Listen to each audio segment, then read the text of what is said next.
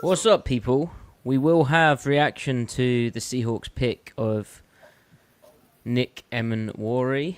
I've probably not done my best pronunciation there. But we also are live for the Seahawks picking. What is this? 50? 52? I've lost count. They gave up a pick for Nick, didn't they? Yes, they did. It was 52 and 82, right? Or So whatever what that. position do you think we're seeing here, Griff? I think they can go back to offense. Probably go tight end here. Yeah, receiver, they're kind Maybe of... receiver. Could be receiver. Yeah, like I could see that, but it feels like they might just be at a certain point where they've just got to roll with it. Yep. You know, maybe they'll add a day 3 guy, but The Emin Ward pick was a heat check. Like good or bad, it was a heat check of a pick. Even if you like the guy, to trade up for him, given the entire profile as a prospect, you do that when you're feeling yourself. All right, Alexander, let's go. Sean. yeah. Oh, you're ahead of me. Is my mic picking up the TV? A tiny bit, but I've also got. I mean, it was yesterday. I'm pretty sure that's the live experience. Mm-hmm. You know. All right, Elijah Arroyo. Okay. That's good. Well, we wanted the tight end, right? This is essentially better Noah Fant. He cannot block at all. I mean, not even. It's not even like Loveland where you're like, well, he can grow into it. Like, I don't think Elijah Arroyo is ever going to be a good blocker. Maybe I'm wrong, but I think the receiving skill set is really good as a tight end, as a move guy. Um, Good route runner, room to improve, good hands, gives you some after the catch. I think this is a good pick for the Seahawks. I wanted one of the top 7 tight ends. He's one of them, so I'm not going to complain. Like I'm cool with this. This is good. And they, in theory, like in their future, AJ Brown is there as the kind of inline guy, right? Like He's the Y. you needed more of a move guy, but you hearing that he can't block. Hearing you say that he can't block is slightly surprising. Just that McDonald and Kubiak would choose a guy whose blocking is almost non-existent. Is it that he was not asked to do it, or is it that he? I Was mean, bad at it? he both. But now maybe that's a little circular. Maybe he's bad at it because he wasn't asked to do it. Right.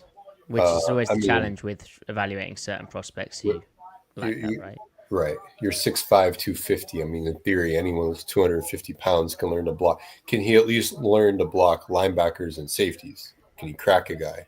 That might be all you need. But given the scheme, considering how Kubiak used Jawan Johnson last year, Jawan Johnson was effectively just a tall slot receiver. What's good about Arroyo is that he can beat press.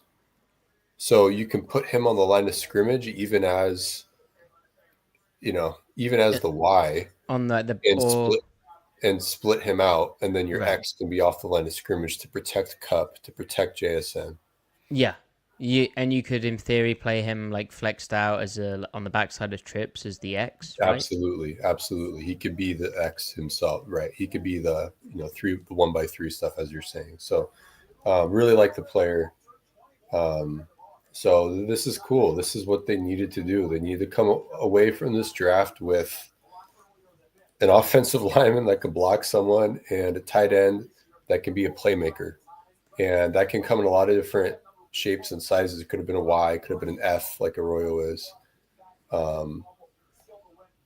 So great. I mean, you're checking off boxes. Obviously, Emin Wari is in, and we'll talk more about him. He is in service of trying to improve the spine of the coverage.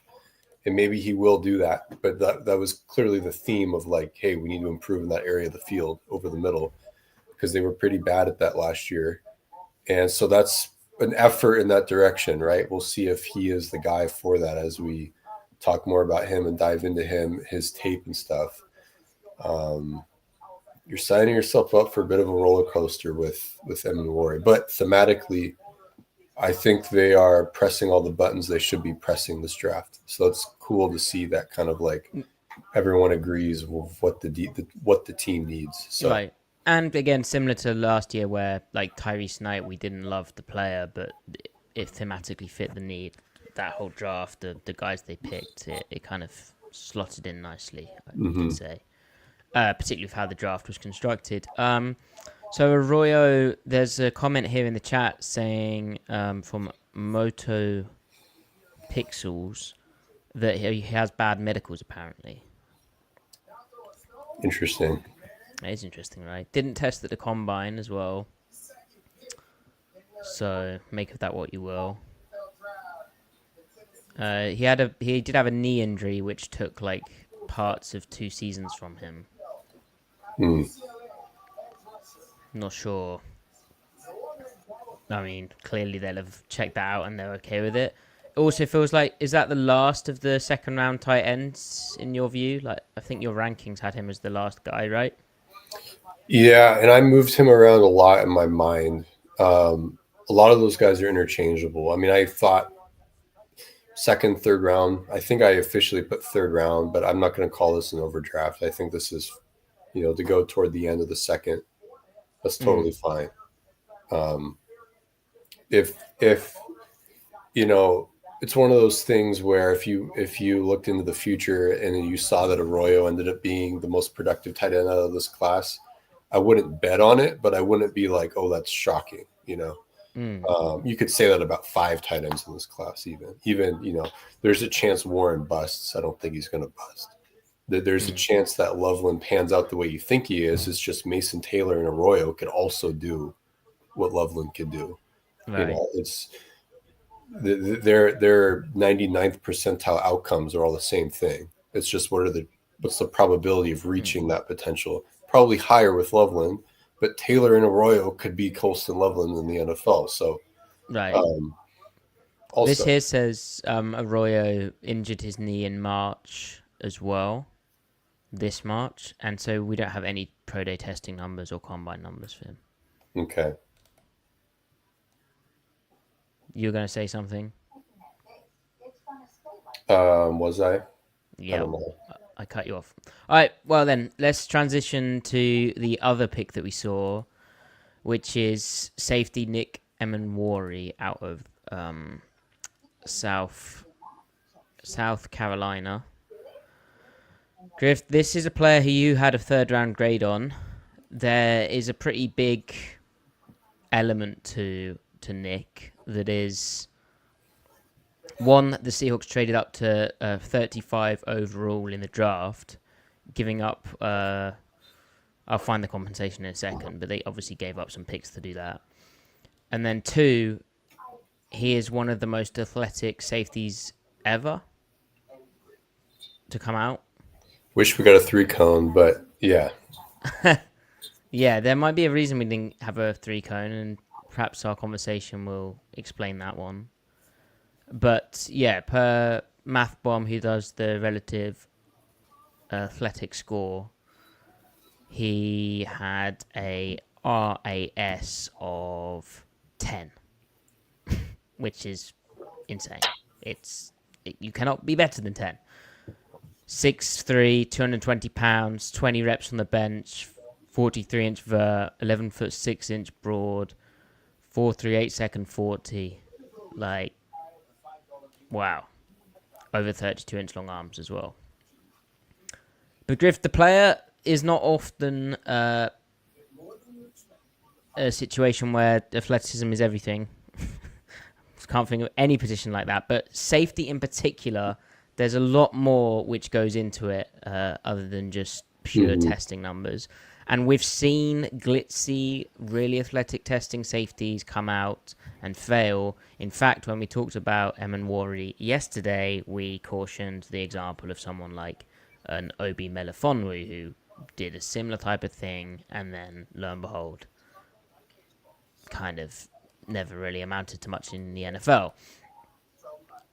Griff, Seattle obviously feels great about Emmani, but how do you feel about him and this pick?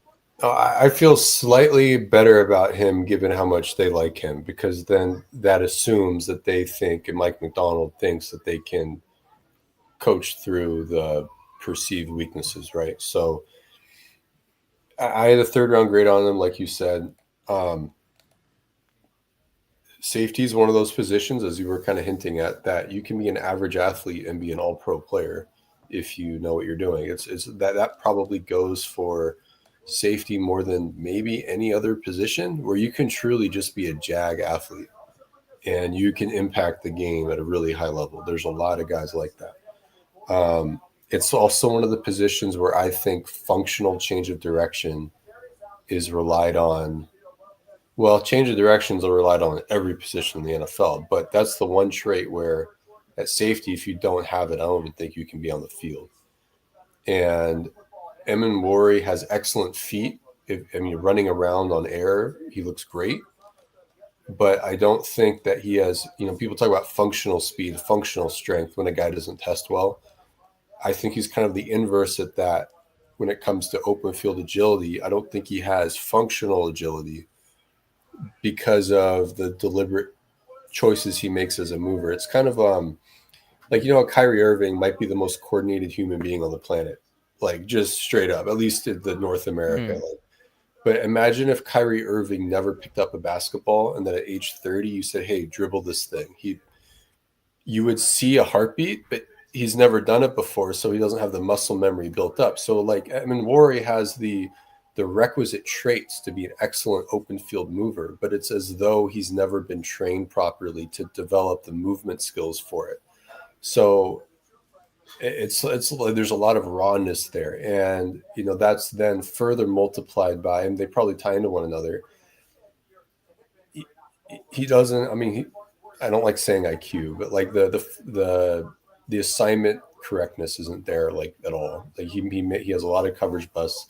I don't think he relates to routes well when there's a lot of air on the route, when he needs to figure out how to close distance while keeping his angles while keeping eyes on the quarterback. I mean, he looks like a fish out of water. He does. There's a lot of bad tape. And I would say for South Carolina, like, he was not a good football player. He was not a good college football player. He was a good prospect, but he's not a good college football player. Those are two very different things, right? Michael Barrett was an elite college football player. He was nowhere close to being an elite prospect, right? He went undrafted, or was he a 7th round pick? And obviously he can't stay on the team right now, as we know. So in Emmani's case, it's all banked on how much can Mike McDonald get his feet and his eyes on the same page. But what is underneath that conversation is processing, understanding what the offense is doing, what the quarterback is doing, understanding what his progression is with his assignments. All of that needs to come together, and then you might see the feet and him looking more functionally coordinated, despite having the athleticism to be coordinated. So, and if all that happens, then you're talking about a guy that can cover guys one-on-one, talking about a guy that can close space at an elite level.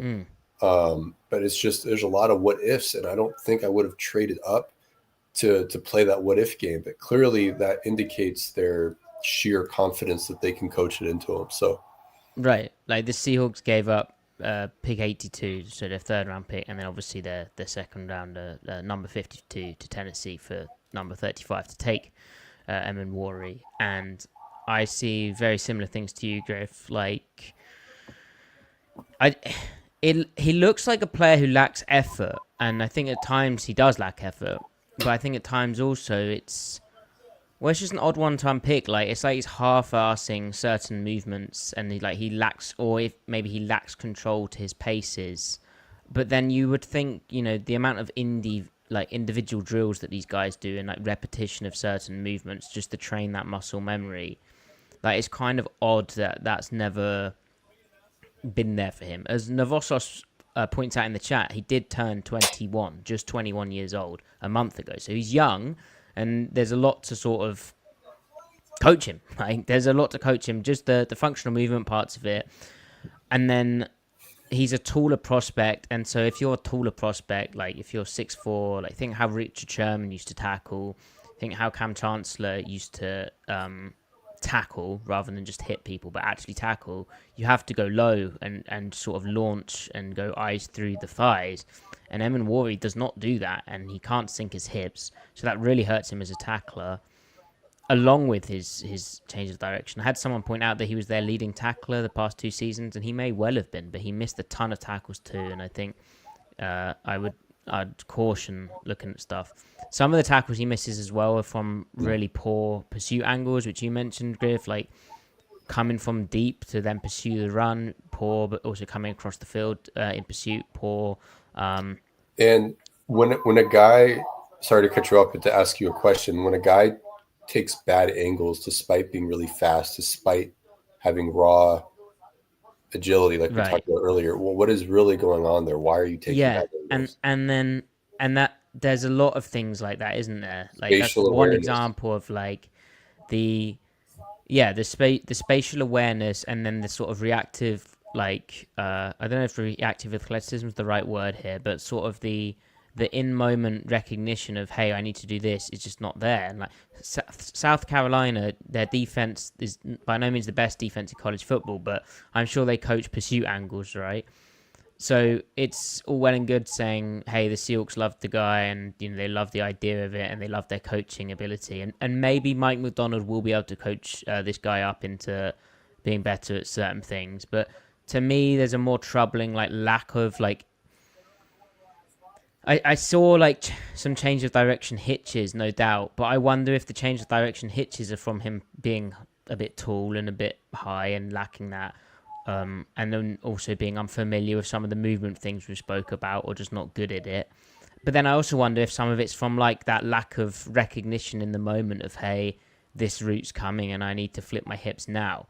Because this is sounding quite negative. Like when this guy's facing stuff, so when he's in a quarter and he's able to play top down and he's able to drive on a dig route that he kind of knows is coming, wow, the flashes are big. Like against Ole Miss, he had 2 like really exciting, like camping in a deep quarter, playing from deep to underneath and driving on the dig route, which you can see the vision for what he can do in McDonald's defense there. But it's all the other stuff, like that the rep you sent me of him in the weak hook, and like he's got to flip his hips and turn to that route, and he just gets stuck trying to do it. And it's like, was he too late realizing that route was there? Is it a case of him almost why he's so good at the driving on a dig is it's kind of tunnel vision, there's kind of one thing to focus on, whereas in a weak hook or cover 3 there's a few more things going on. I think it's probably a combination of everything, which speaks to the level of project we're talking about here. But and then I think another element of it is it kind of goes into the spatial awareness thing. So in addition to what you said, of knowing of knowing like what the scheme is and then how to play, is when you approach an uncertain situation, it's like literally, how do I approach this physically? I think people have used the term like physical intelligence. I don't think he has that. Like Pete Carroll talks about the singular most effusive word of praise Pete Carroll can use is a natural. He's a natural, and Emmani is not that. Right. And I don't know if you can turn someone like that into a natural. Maybe you can through coaching, and we'll see. But like the way Makuba or Watts or Winston, they would handle that like they've seen it 1,000 times. Yeah. And they're athletes too. It's not like we've got this false dichotomy of smart, unathletic, smart guy versus inexperienced athletic guy. Those guys are athletes. I mean, Makuba is a hell of an athlete. So, we'll see. So OG3 asked in the chat, I saw a bunch of clips him playing slot phase pretty well. Was that just cherry picked, or were his hips not showing up there?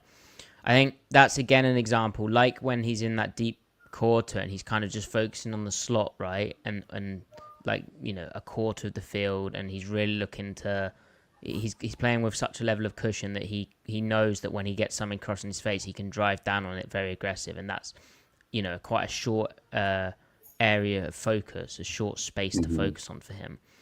Playing a slot fade, if he's just focusing on a number 2 receiver and he gets slot fade, right? He's good at that because he knows to flip his hips into that type of route, and he can run with it, and he's an impressive athlete, and yeah, he can definitely do that, which is, where does he play in Seattle? Well, McDonald would play, all of his safeties in like a deep quarter, like a boundary, the short side quarter. But they also are asked to do a lot of other things, some of which I think Emmani can do.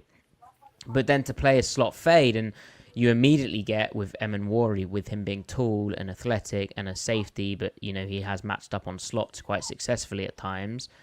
You get that discussion of, it could be Kyle Hamilton. It could be the Kyle Hamilton for the Seahawks. Interesting idea, yes. But where I have issue with that is Hamilton is, before we even get into like the nitty gritty, like Hamilton is a physical, violent player. And that's the other thing that I was a bit disappointed with watching Emmani. And it's no fault of his that he's, that big and that tall.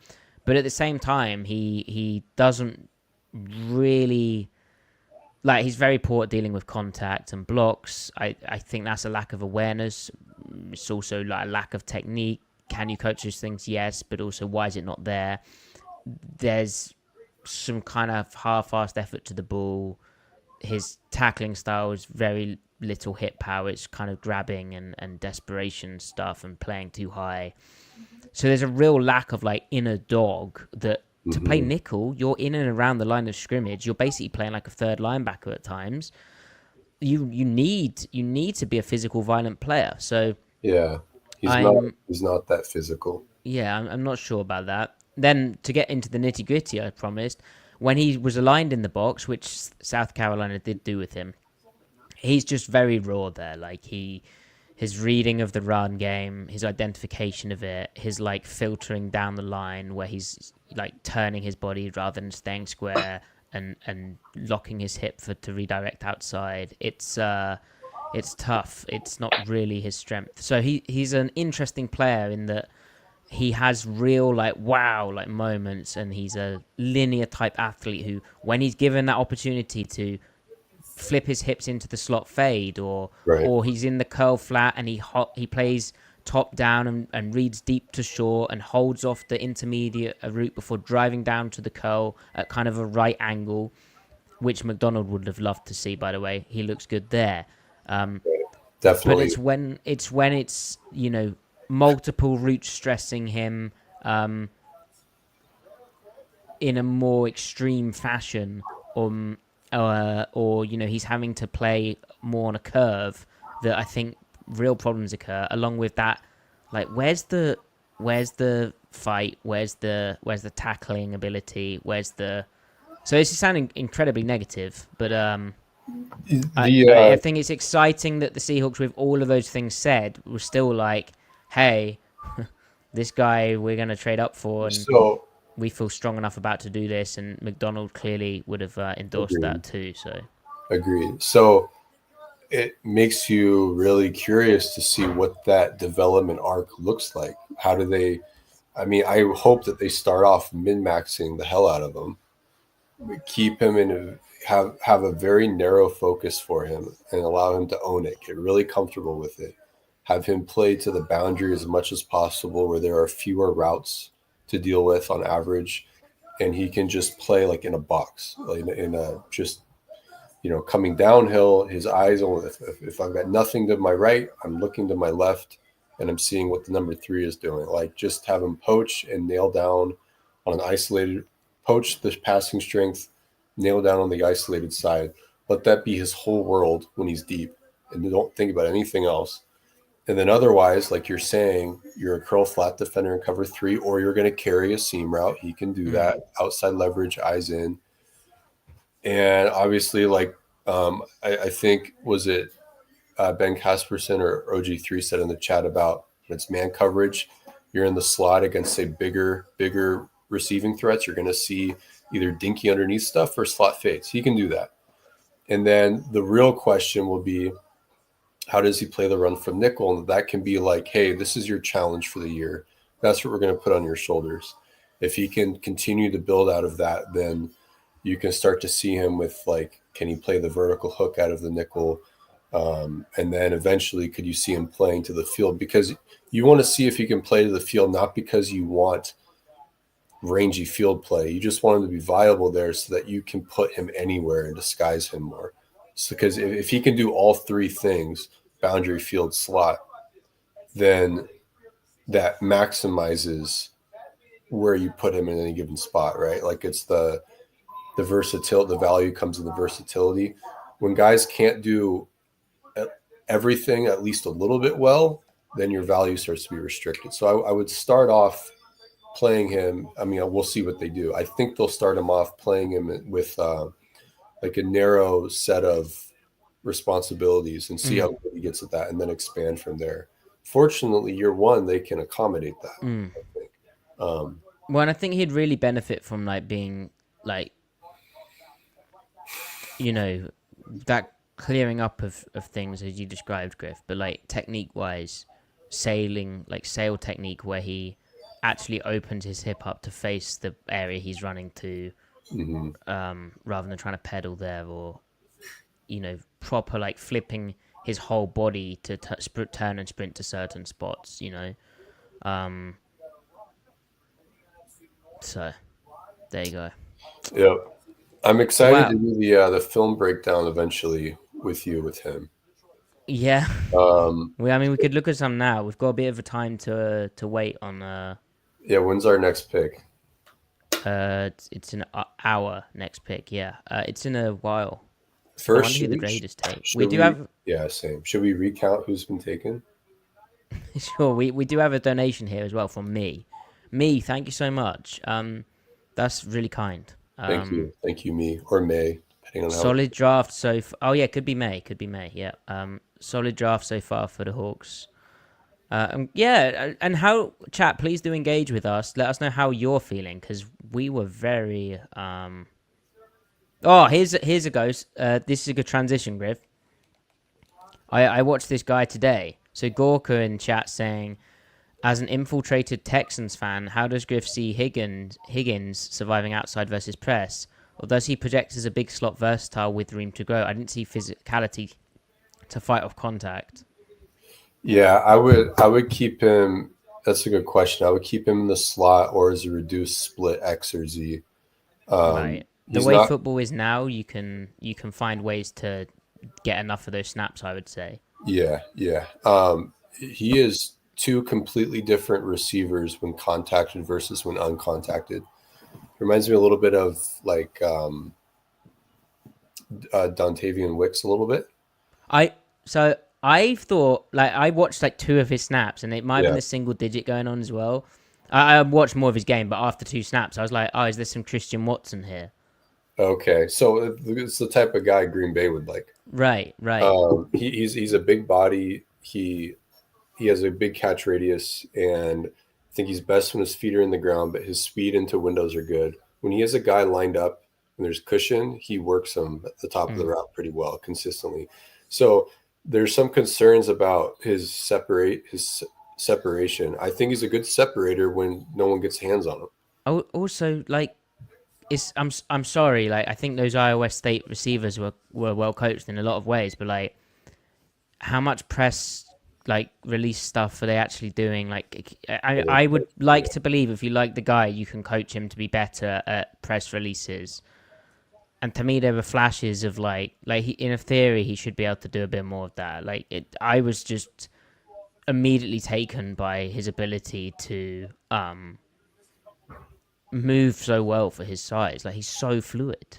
Yeah, I like the pick. I wanted Seattle to take him, so yeah, I Yeah, would like that and his for. blocking as well, right? Like, and Yeah, I think with the blocking point, well, then you can definitely reduce him down and almost, create an extra gap in the run game, because he will block the crap out of someone. He'll dig out a linebacker on a crackback block, or yeah, even a D end. Like, so he's a cool player, and I think there's a reason he's a second round pick, which is what we've described. The outside stuff versus press, definitely a concern. The contact issues on routes downfield, but you could coach that up.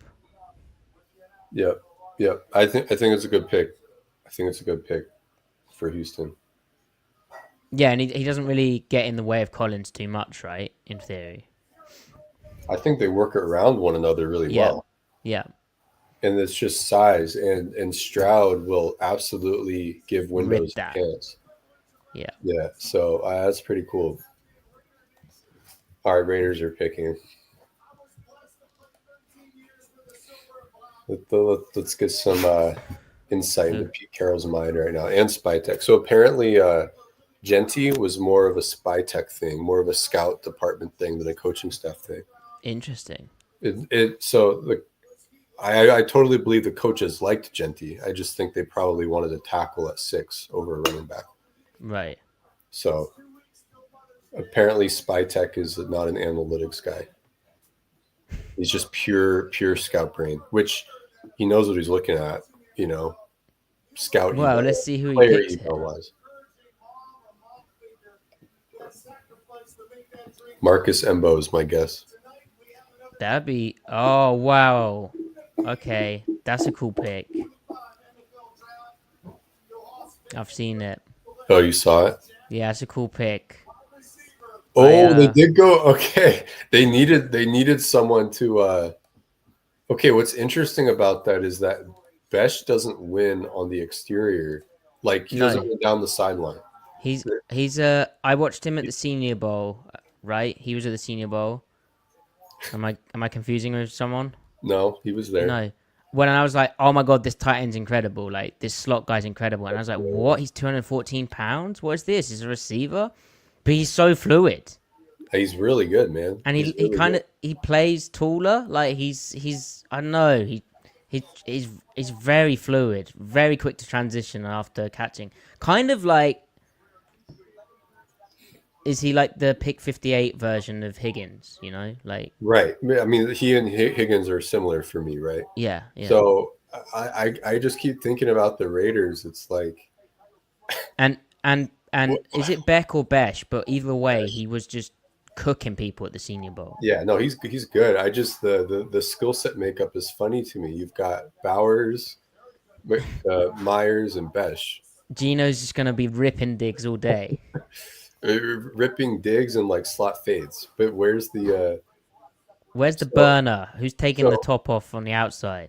so are they banking on Genty forcing a closed box all game long and just one-on-one matchups, or because Chip Kelly's spreading it out? I mean, you think they're going to force a lot of two high zone as well, right? But who's really stressing the safeties? That's what I want to know. Maybe it's just going to be all high intermediate all game long all the time. That's going to be an interesting team to watch. They got to improve the O line. I love that they're maxing out the skill positions though. That's cool. Their O line is something. They've got that Oregon center, and they've got Colton Miller, who's a decent left tackle. Yeah, and the rest is an experience, right? Yeah. All right, OG3 here. Did you guys ever talk about Tyler Lockett signing with the Tennessee Titans? We did not. Griff, let's talk about it.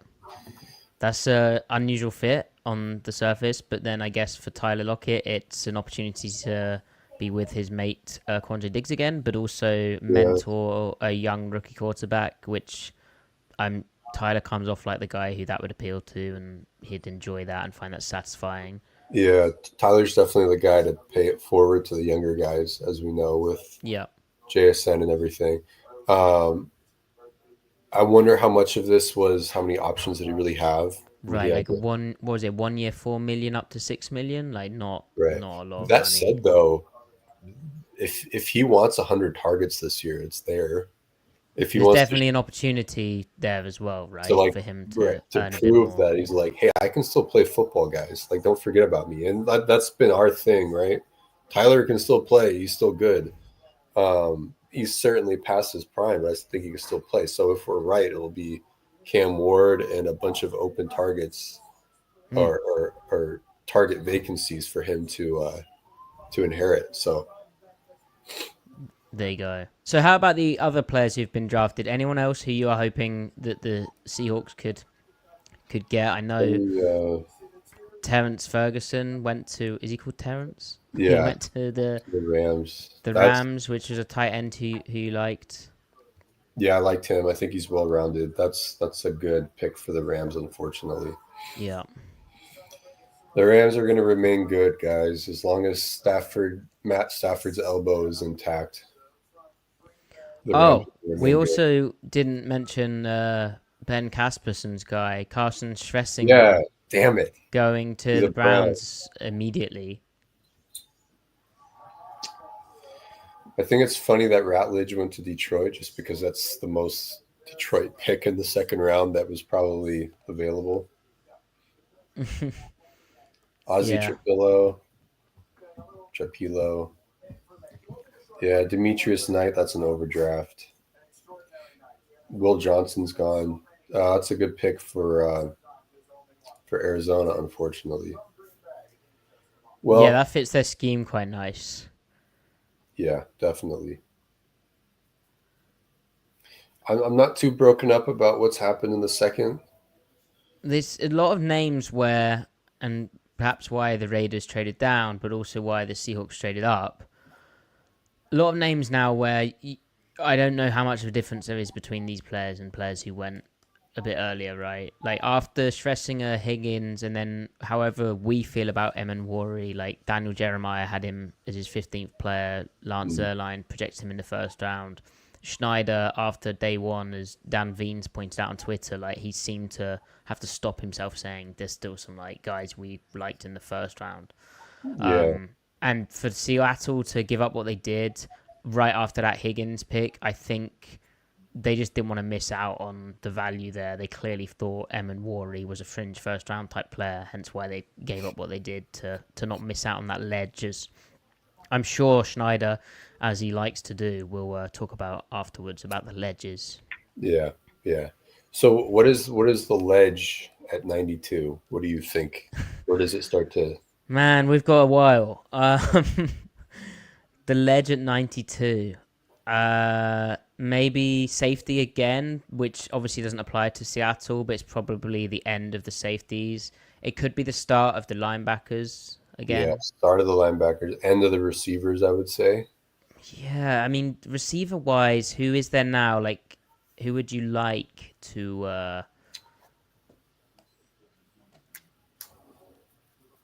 Um, to look at? so who We've got has been to Carl the Williams, Jalen Noel, and Torrey Horton. Horton Noel would be good. Uh,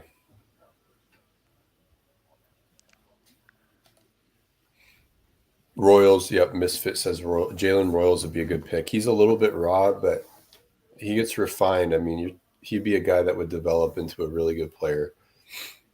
What Um, did you like about Noel? um, Is it Noel? Am it, I being a bit it French might be there? Noel. I don't know. Yeah. What did I like about Noel?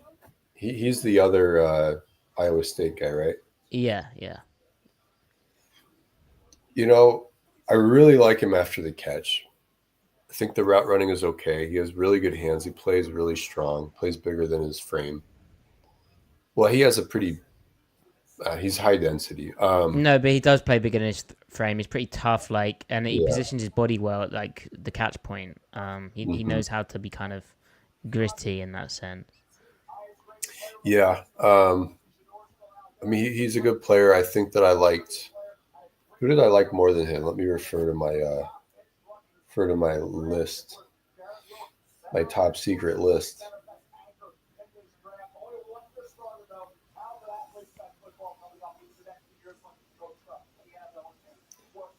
Do do.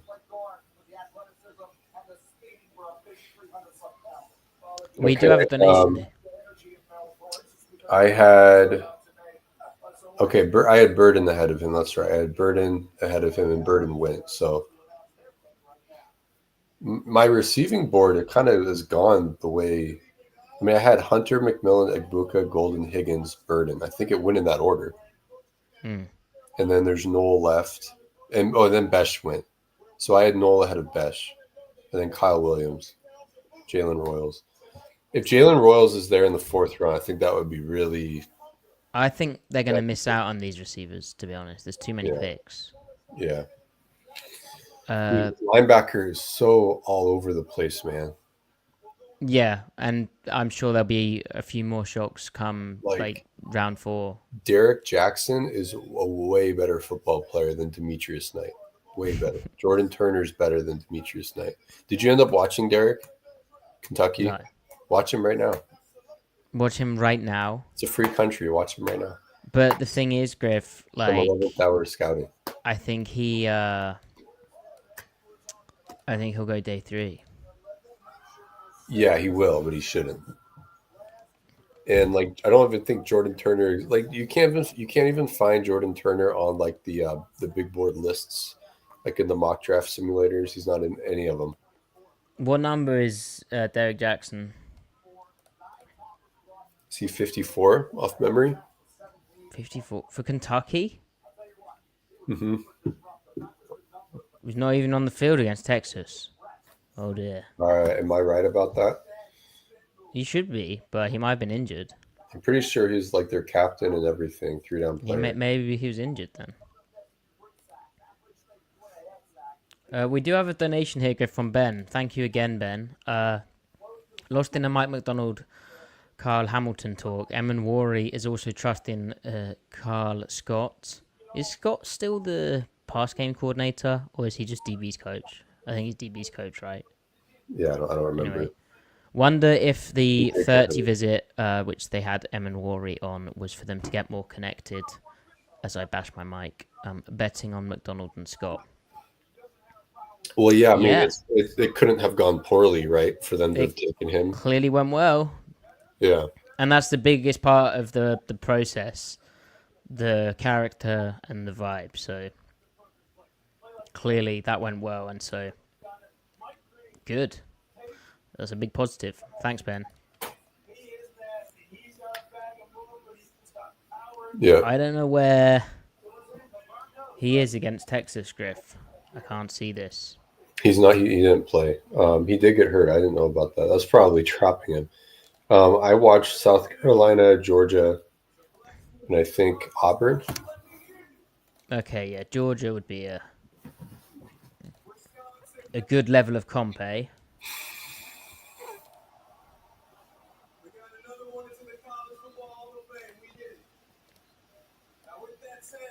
Oh dear.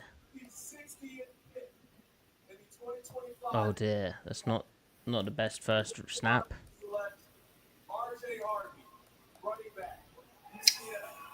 They took Broncos took Harvey, the running back. I'd say so. The other thing with Emmani Worry, Griff, which is fresh in my mind about considering what we said about yesterday, like how many snaps is he going to play year 1, year 2? And even if he was, like, is he taking snaps from Julian Love? We need to hear about their vision. Is he taking snaps from Kobe Bryant? And then, is he the third safety? Because remember, they lost Rayshon Jenkins. Big nickel is a position in the defense, but like in terms of how many snaps that actually is, right? Like, is he good enough to cover a slot receiver in man coverage? No.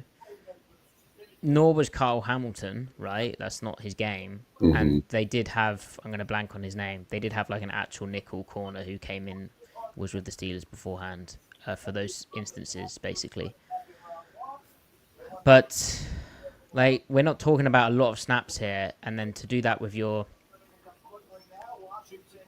relatively not a lot of snaps, maybe like a third of the defensive snaps if it's going well year 1, right? It's probably going to be a quarter, and so it's not a particularly impactful pick year 1 for the defense. That being said, you shouldn't draft just to have impact year 1. You should think of the future. Right. If you love the player, like Love is getting older. Wait. He's on the last year of his deal. How many snaps do you think he'll end up playing then? Well, I'm not into like the whole.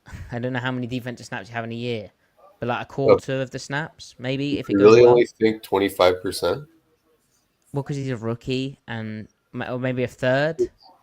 So I feel like he and Kobe are gonna have to split snaps, and like you said with Devin playing nickel, I don't think Love's coming off the field. Yeah, see, that's So where I guess I would guess, splitting snaps with Kobe would boost it up a bit more. yeah, I would think anywhere between 50 and 60%. So probably 500, 600 snaps Really? out of 1100, roughly. 1060 is how many. Well, I think if that happens, he's clearly done really well, and he's a good player. Maybe, yeah, yeah.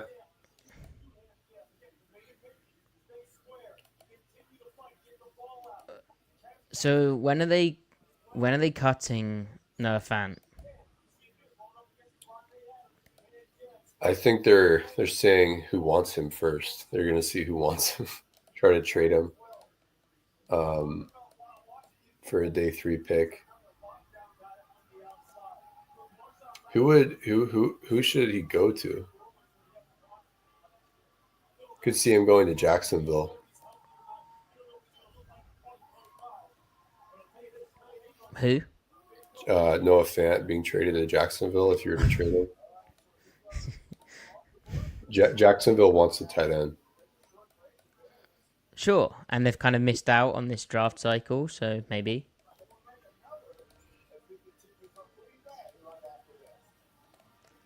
It's quite a big risk for day two so far. We said this was a massive day two for Schneider to like trade up a lot of assets to go and get a guy who's a bit of a project at safety, and then take a Yeah, medical risk tight end who can't block, and it's a tight end, so it's again hardly the most impactful position, particularly year one.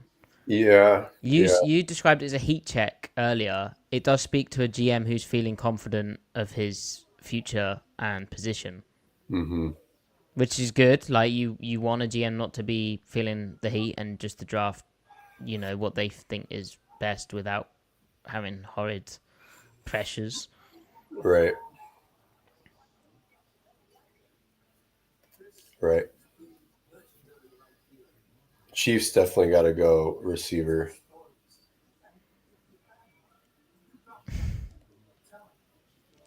This is always the really long bit where it's been a while. I feel like since Seattle had the big gap like this from like in terms of draft history.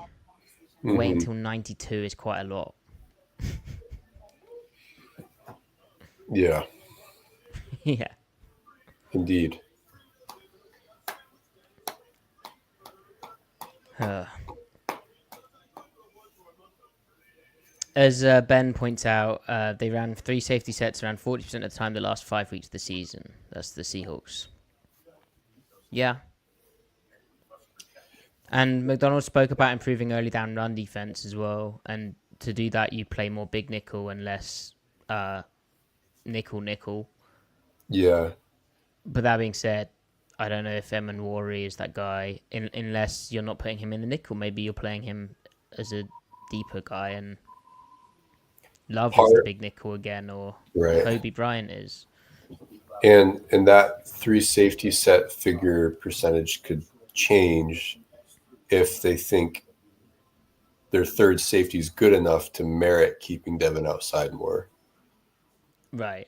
So last year isn't necessarily a roadmap for what they would do this year there, just because Devin can play big nickel the way a safety would play it, or at least he was schemed that way. Despite his size, he could punch above his weight, as we know. Yeah. In terms of like, if you want to do that every game, it's maybe not feasible. You don't want him to get too banged up, right? But yeah, he could do it in a pinch. Hmm. Yeah. The path they've chosen right here would suggest that they want Devon more on the outside a bit more often and not having to do that. Hmm. But we will see. The other thing as well, of course, is, and Ben, you know this, but opponent does skew that figure a bit, like what Right. personnel they use. Hmm. Please keep the points and questions coming in the chat. Um,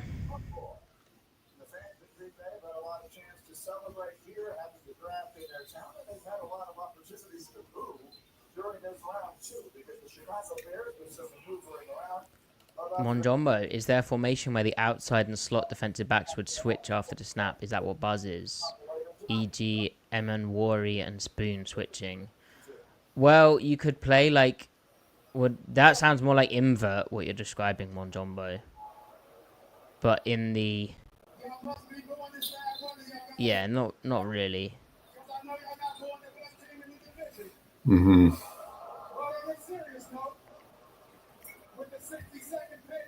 But I think Emmani, for me, like his best stuff is like you play him deep and then you buzz him down to like the outside underneath space in like cover 3. But you show him deep, and then you play him in the quarter. Right, because they did a lot of late spin cover 3 to the with outside rotation to the outside, as you're saying. That would keep things pretty simple. The other thing though is that you don't want offenses just to know what the rotation is by looking right, at and that's the other thing when you were talking about like Emmani and like what roles you start him off in and everything. Like McDonald's obsessed with being as diverse as possible with his personnel. Yeah, that's the correct term. Good term. And I'm not. That's why it feels like a bit of an odd idea as well. So I guess we'll see. And we're not. While I did defend South Carolina's defense and like their coaching there, we don't actually know what went on there. Like maybe the Seahawks have some intelligence that it's just a complete mess.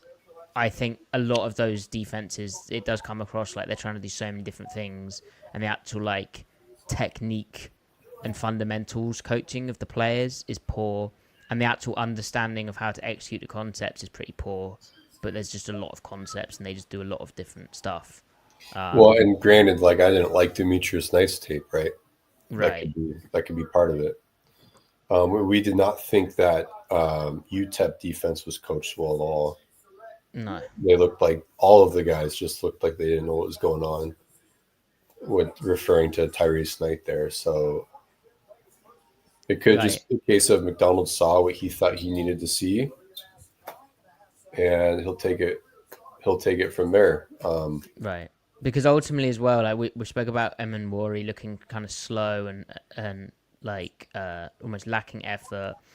But that stem from too much going on or not knowing, and you play fast when you know what your job is and you know how to do it, and you get slower when those things aren't there, and maybe those things weren't there. Mm-hmm. Kansas City took a D tackle, so they probably feel good about Rashee Rice's medicals right now. Who's going to take Sanders, man? But like, I think yesterday you said you thought he was like a second round pick, right? Yeah. I had him. I always thought he was like more of a third round type guy. So I think. Well, there you go. But just the way it's being spun in the media is so poor. I saw Nick Saban going off about that. In support of Sanders, or in support of like just players and how like we build them up and then we act so surprised when they're not actually valued in that way. And just the fact that they get the opportunity still to be picked is what we should be celebrating rather than... Because it was crazy. Like, Cam Ward was the number 1 pick. And a load of the discussion was about where Shedeur Sanders was going to go. All the pre-draft stuff was on him going in the first round and what team was going to take him and how the Saints had to take him. And, the Steelers also loved him. And it's bizarre. So, no, none of them ever did. Right. I don't know why the Saints took Shuff. Shao. I hate how it's pronounced. It should be Show or Shuff. Shuff. Yeah. They didn't need to do that in the second round, but the Saints are or something. Mm-hmm. Yeah, that's kind of an insult. Sanders is better than Dart, though, for me. Yeah, and again, Dart I would not have taken there. So Right. See what the Eagles do.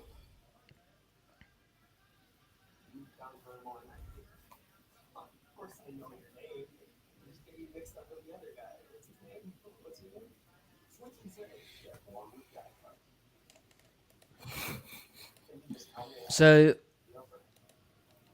Arroyo Griff, could he carry the football? Uh, I mean, you could probably give him a jet sweep, yeah, Nice. or design tunnel screens for him. Type of Interesting. thing. Why I ask all that is because obviously, well, we looked at Tyler Warren right in the first round, and we liked that Mm-hmm. idea, and he was used a bit as a wildcat quarterback.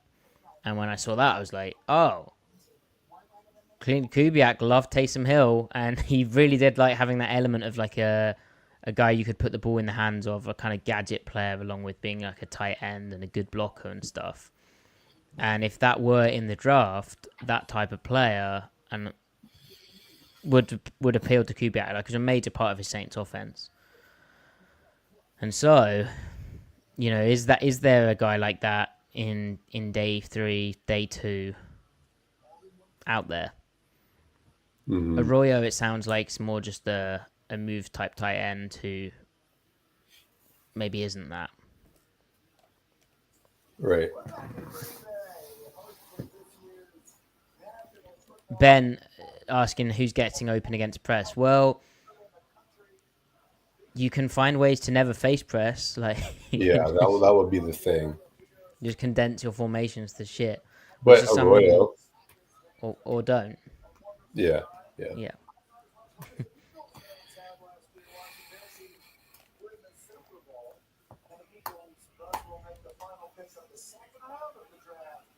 Kansas City gets to pick again. Okay, I keep saying receiver for them. If they don't pick receiver at 66, I know nothing. Well, I'm not sure it's nothing, but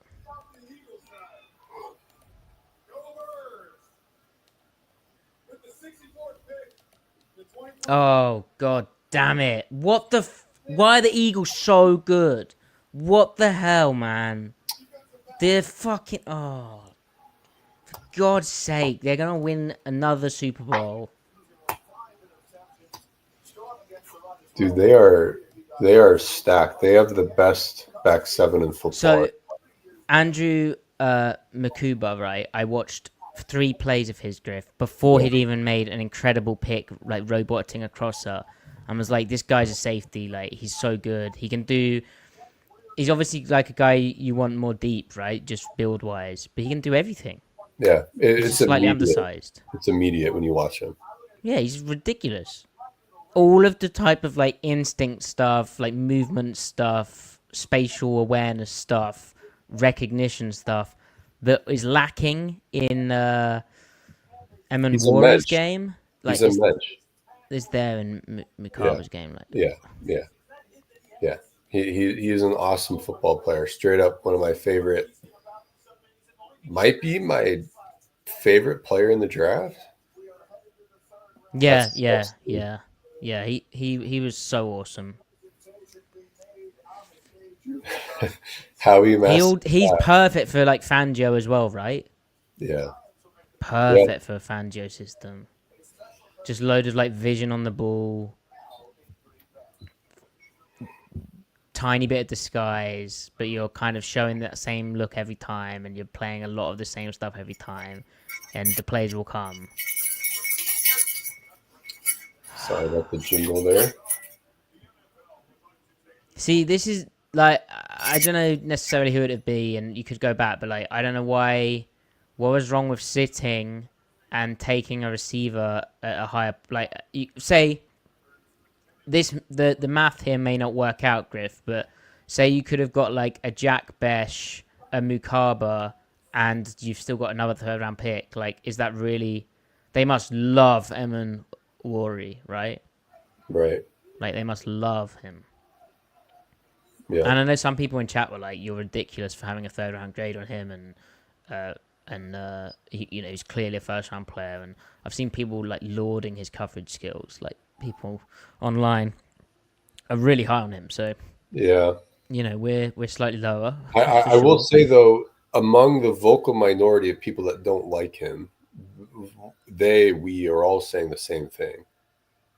It's the Right, open field transition. It's the football IQ. It's the tackling. It's the angles. Like everyone says, like there's pretty much consensus. It's just more of a Rorschach test. What do you value, or how do you project those two things? Excuse me. I don't think the track record is good for players of his trait profile, the combination of pros and cons. I don't think there's a lot of precedence for Emmani. Um, I think it's to this point clear that it's the athleticism doing the heavy lifting of him even being, you know, draftable. right.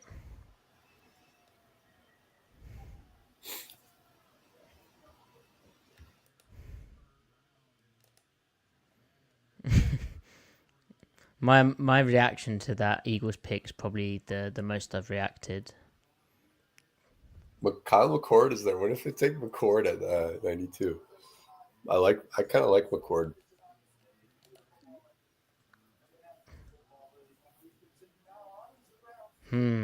Do you? Honestly, yeah. What do you like about him?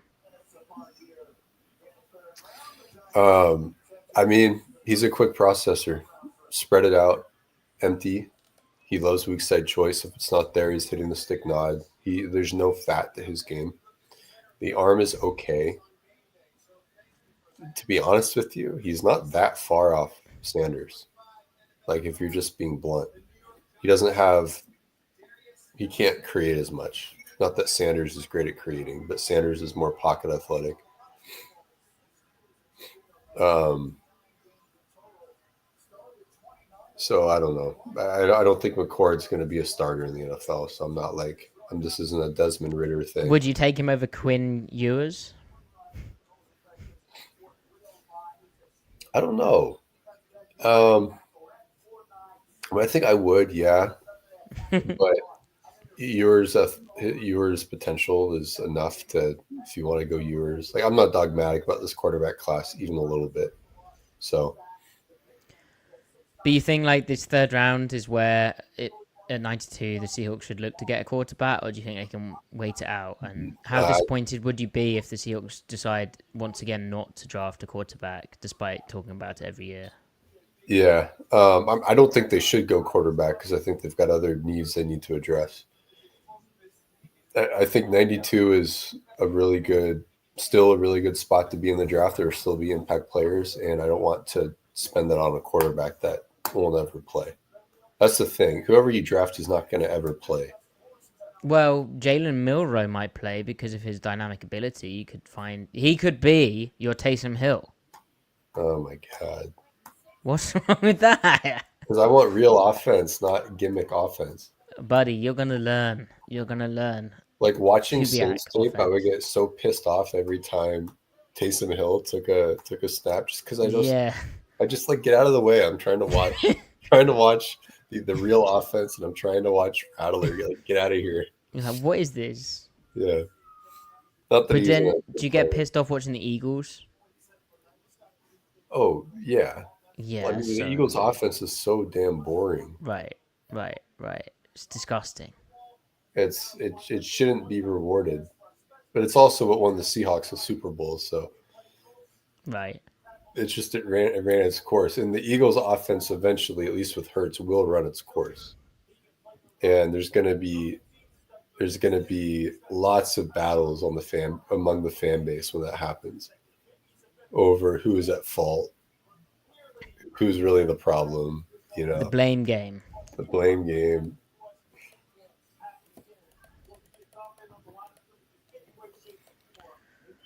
Oh.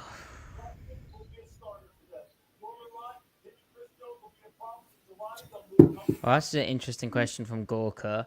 Have Yeah. y'all had the chance to evaluate where Kubiak lies in his pass protection rules? Seems like these shiny Kubiak guys have very easy to break down rules in critical downs, true drop back.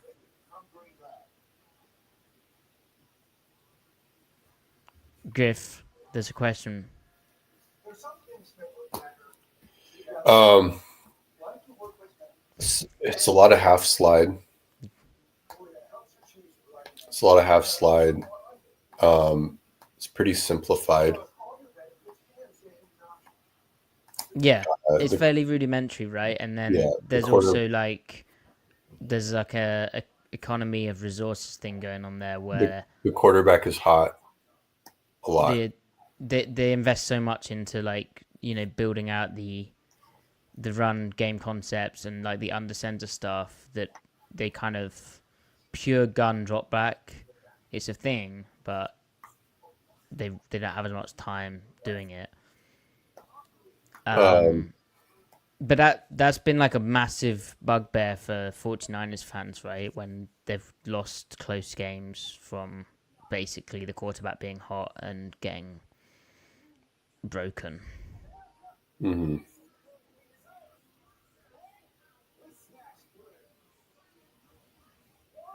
But I think it is fairly similar, Gorka. It's a lot of, as Griff said, a lot of half slide.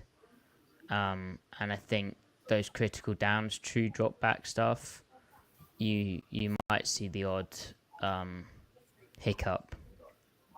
I think it will actually be challenging for Darnold Right. because defensive coordinators will try to make the protection scheme Darnold's problem. That will be via adding numbers to the pass rush to the math. So effectively blitzing him, 5-man pressure, 6-man pressure. They'll kind of poke and prod, get a vibe check with just sending the slot occasionally, see how he handles that, and then build accordingly. That's why you through the run game, play action, and then the hurry up, you're going to try to catch the defense in as much simple coverages as possible to take them out of that. So you're going to try to preempt those problems by making them not ever occur to begin with. Um, so Hmm. Are you getting sick, Griff? I think I just keep swallowing wrong. Do you need some water? Maybe. Maybe. I'm gonna get some water. I think All right, I'll get water too. you can't. No, you can't go at the same time. That's Why not? God, Are you saying we got so many people watching us are you live. saying our chat needs to be babysat? Yeah, They're grown ups. They can handle themselves. the Seahawks account just tweeted a photo including Cody Barton. Wow, there you go. Yeah, we do need to bring Ty in for a water break, Monjombo. At Ty on Yeah. Twitter.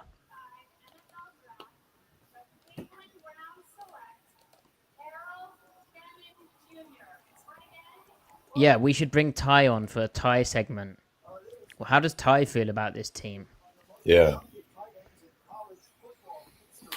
I don't feel like this is an impactful draft, is how I'm going to assess it, but I'm not sure if it were possible to be an impactful draft. Picking at 18 was a tough spot. However, the little trade up they did for Emmani was, yeah, I'm not so sure about that. But I'd happy to be wrong.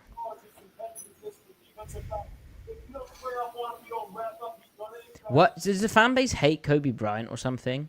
Like, I thought he ascended and played okay. Yeah, he was all right. Yeah, He ended up out playing Rayshawn Jenkins, Kayvon Wallace. We all know how much I thought Kayvon Wallace was going to be a factor. Kobe sure. outplayed all those guys. Kayvon got hurt, but I'm curious to see how Jarek Reed does. I haven't forgot about Jarek Reed. Oh man, Coming off Raiders the ACL. pick. Raiders. Let's see who it is. No spoilers. Please take Embo. Please take Embo. You gotta fix. Hey, Ty, it's the Raiders pick. You've Our joined us at the Raiders. right time. Oh yeah, the Raiders are picking. Hold on. Let me switch Hold on. hats. Get Let the me switch hat. hats. Let me switch hats. Yeah, let's go Raider Nation, baby. All right, who are our Raiders taking? I'm hoping for O-line. Oh, wow. Hell see yeah. Did you see it, Matty? Yeah, I saw it. Oh, I haven't Hell seen yeah. it.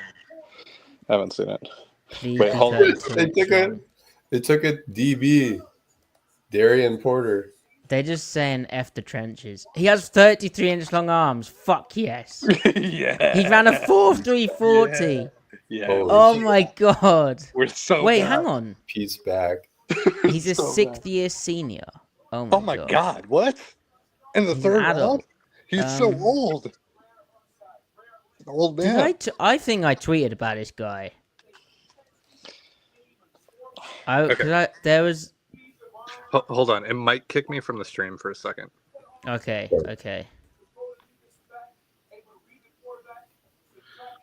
Why Twitter's searches are so fucking bad? Why do they just break it? Oh wow, look at this. Okay, there we go. Yeah. I definitely. Oh, I don't think I tweeted his name. I think I just tweeted Iowa State. I mean, close enough. Yeah. Yeah. Senior Bowl. Developing corner that has had nothing but upside. The ball built in the speed in that body type. OMG, it's Ty. Hi, Taylor. Oh no, it didn't stand out to me. I must have missed him at the Senior Bowl. Alright. You've lost your edge. He made his first start at corner in his 6th season. Matty F. Brown and the F is for fall off. That's right. In the 3rd round, taking a 30-year-old corner. That's an old man. An old man in the 3rd round. It's crazy.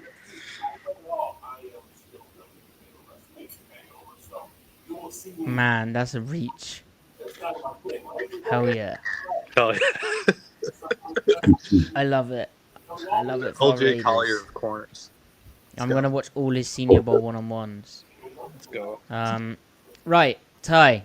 We've got you on Yeah. the show. You're wearing a Raiders hat, which may speak to how you're feeling about things. That's right. Vegas Overload Podcast. What's up?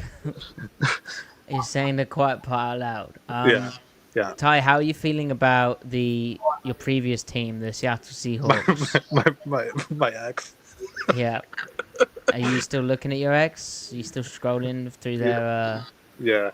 whatevers? Yeah. I'm noticing. You're noticing. You're observing. Okay. Vibe check. It's so very clear that John Schneider is online. He's on Twitter. Oh, yeah. He's got a burner. Traded Gino, traded DK, signed Cup, drafted Zabel and Emmani, drafted a tight end. He's so online. All the memes. It's been a meme off season. Yeah. Was drafting a tight end something that the online fan base wanted? I feel like I saw that a lot. I mean, I think it makes sense drafting. Yeah, I mean, I've been talking about it a lot. I think. Oh, he follows you then. Nice. I think a lot of people are into it. Yeah, I've seen this guy at C Mike's Spin Move on Twitter. Yeah, he's been talking about that a lot. Yeah, and John I did think his name is Michael. Right. Possible. Yeah. Possible. Yeah. Yeah. So I don't know. It kind of feels like they played all the hits. I mean, positionally speaking, I feel like they did what they needed to do. I think the Emmani pick is. It's a massive risk. High upside play, but I mean that could easily go sideways. Mm-hmm. Zabel is fine. I just kind of felt like they needed to do that. Like I tweeted last night after the pick. I was just like, I think they did the right thing there in that Right. scenario. Arroyo didn't test, right? Yeah, he had a hurt knee, and he's got like a medical, like his knee's really bad, I think. I mean, you have to assume that checked out, right? If they picked him at 50, You would hope. You would hope, right? So yeah, that's a little sus. But yeah, those are 3 spots that like they needed to go get guys at early in the draft. They did that, so cool. Yeah. It's generally my thoughts. Yeah.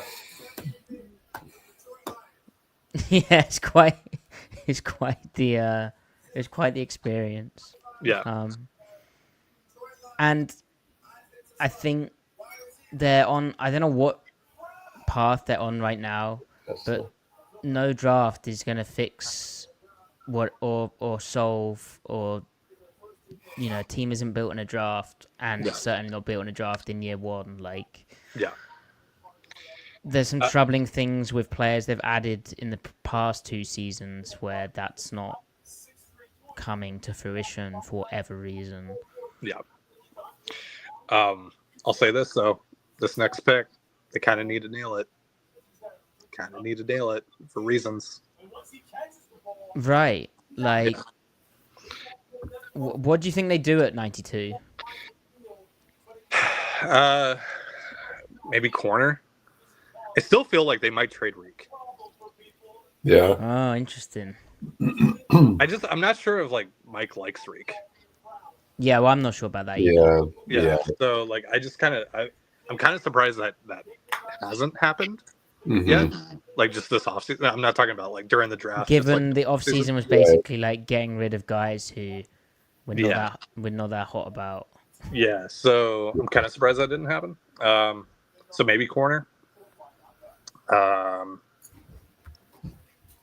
mean, linebacker would be cool.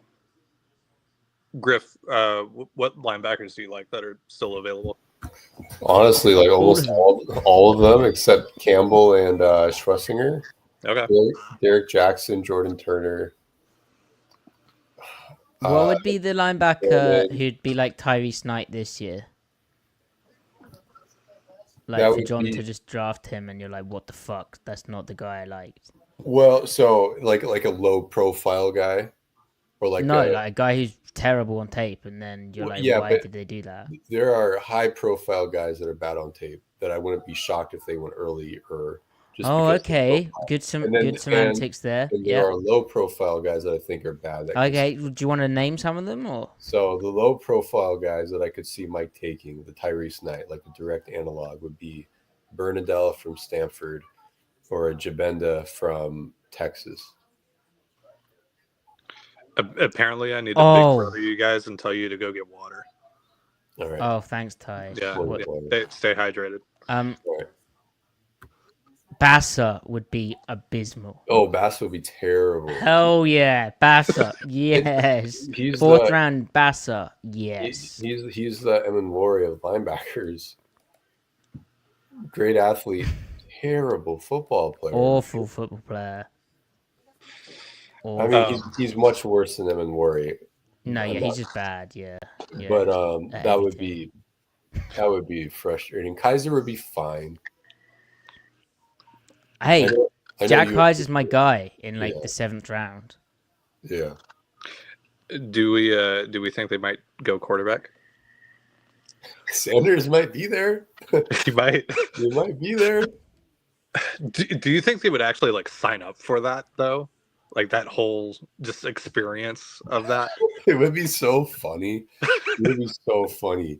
Like I feel like if they did take a quarterback now, it would be Milrow. But yeah, that would be really funny if they did take Shedeur. If they took Shedeur and like Sam Darnold just gets this hate cult following from like random college fans. Yeah, honestly, you know what? I'm rooting for Shedeur now that you said that. Shedeur at 92. like Sam just catching random strays all the time. Oh yeah. He'd be like enemy number 1. That would be Sam wouldn't deserve that, but it'd be very funny. No. Like Sam's like, what did I do? I'm just Get ready to learn Geno, Sam. Right. Yeah, exactly. This is a good question from Tadukan McNugget. Were there any linebackers studied that had to ball fit the way Knight did in Yeah. college? I mean Bernadelle and Jabenda, and they're 6'1", 235 squatty guys that aren't that impressive, but kind of have the tools that Mike would probably like to work with. I like Kobe King too. I think Kobe King's basically Denzel Perryman. There's not a lot in coverage going on, but he's like a better Demetrius Knight. Same theory, but better practice.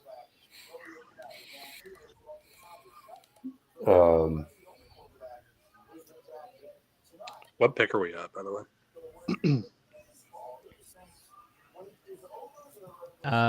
That's a great question. Not enough. Like 70s. 71. The next pick is their next pick is 92, right? It's not 97. Yeah, it's 92. Yeah. Yeah. Okay. I feel like a lot of college linebackers they have to ball fit to Ducken. Right. But particularly relevant would be like if the team plays like a 4-front, like with a heavy 2 and a heavy 3 tech. But yeah, a lot of them have to do it. Just some of them are really bad at it, and some of them have been poorly coached. Like Basser would have been asked to ball fit. But yeah. Anyway, hope he gets drafted to a different team. Are there, chat, you'll know this. Are there any 30 visit players that haven't been drafted yet who the Seahawks could draft? Because Emmani was a 30 visit. Griff, all the receivers going yet? They haven't been many taken in this Did period. Kyle Williams go yet? I think Kyle Williams went. Yeah. Like, I don't know. Riding with what they have at receivers is a bold approach. Not that a 3rd-round pick necessarily is going to tear it up, and the guys have kind of gone. But I'll be right back.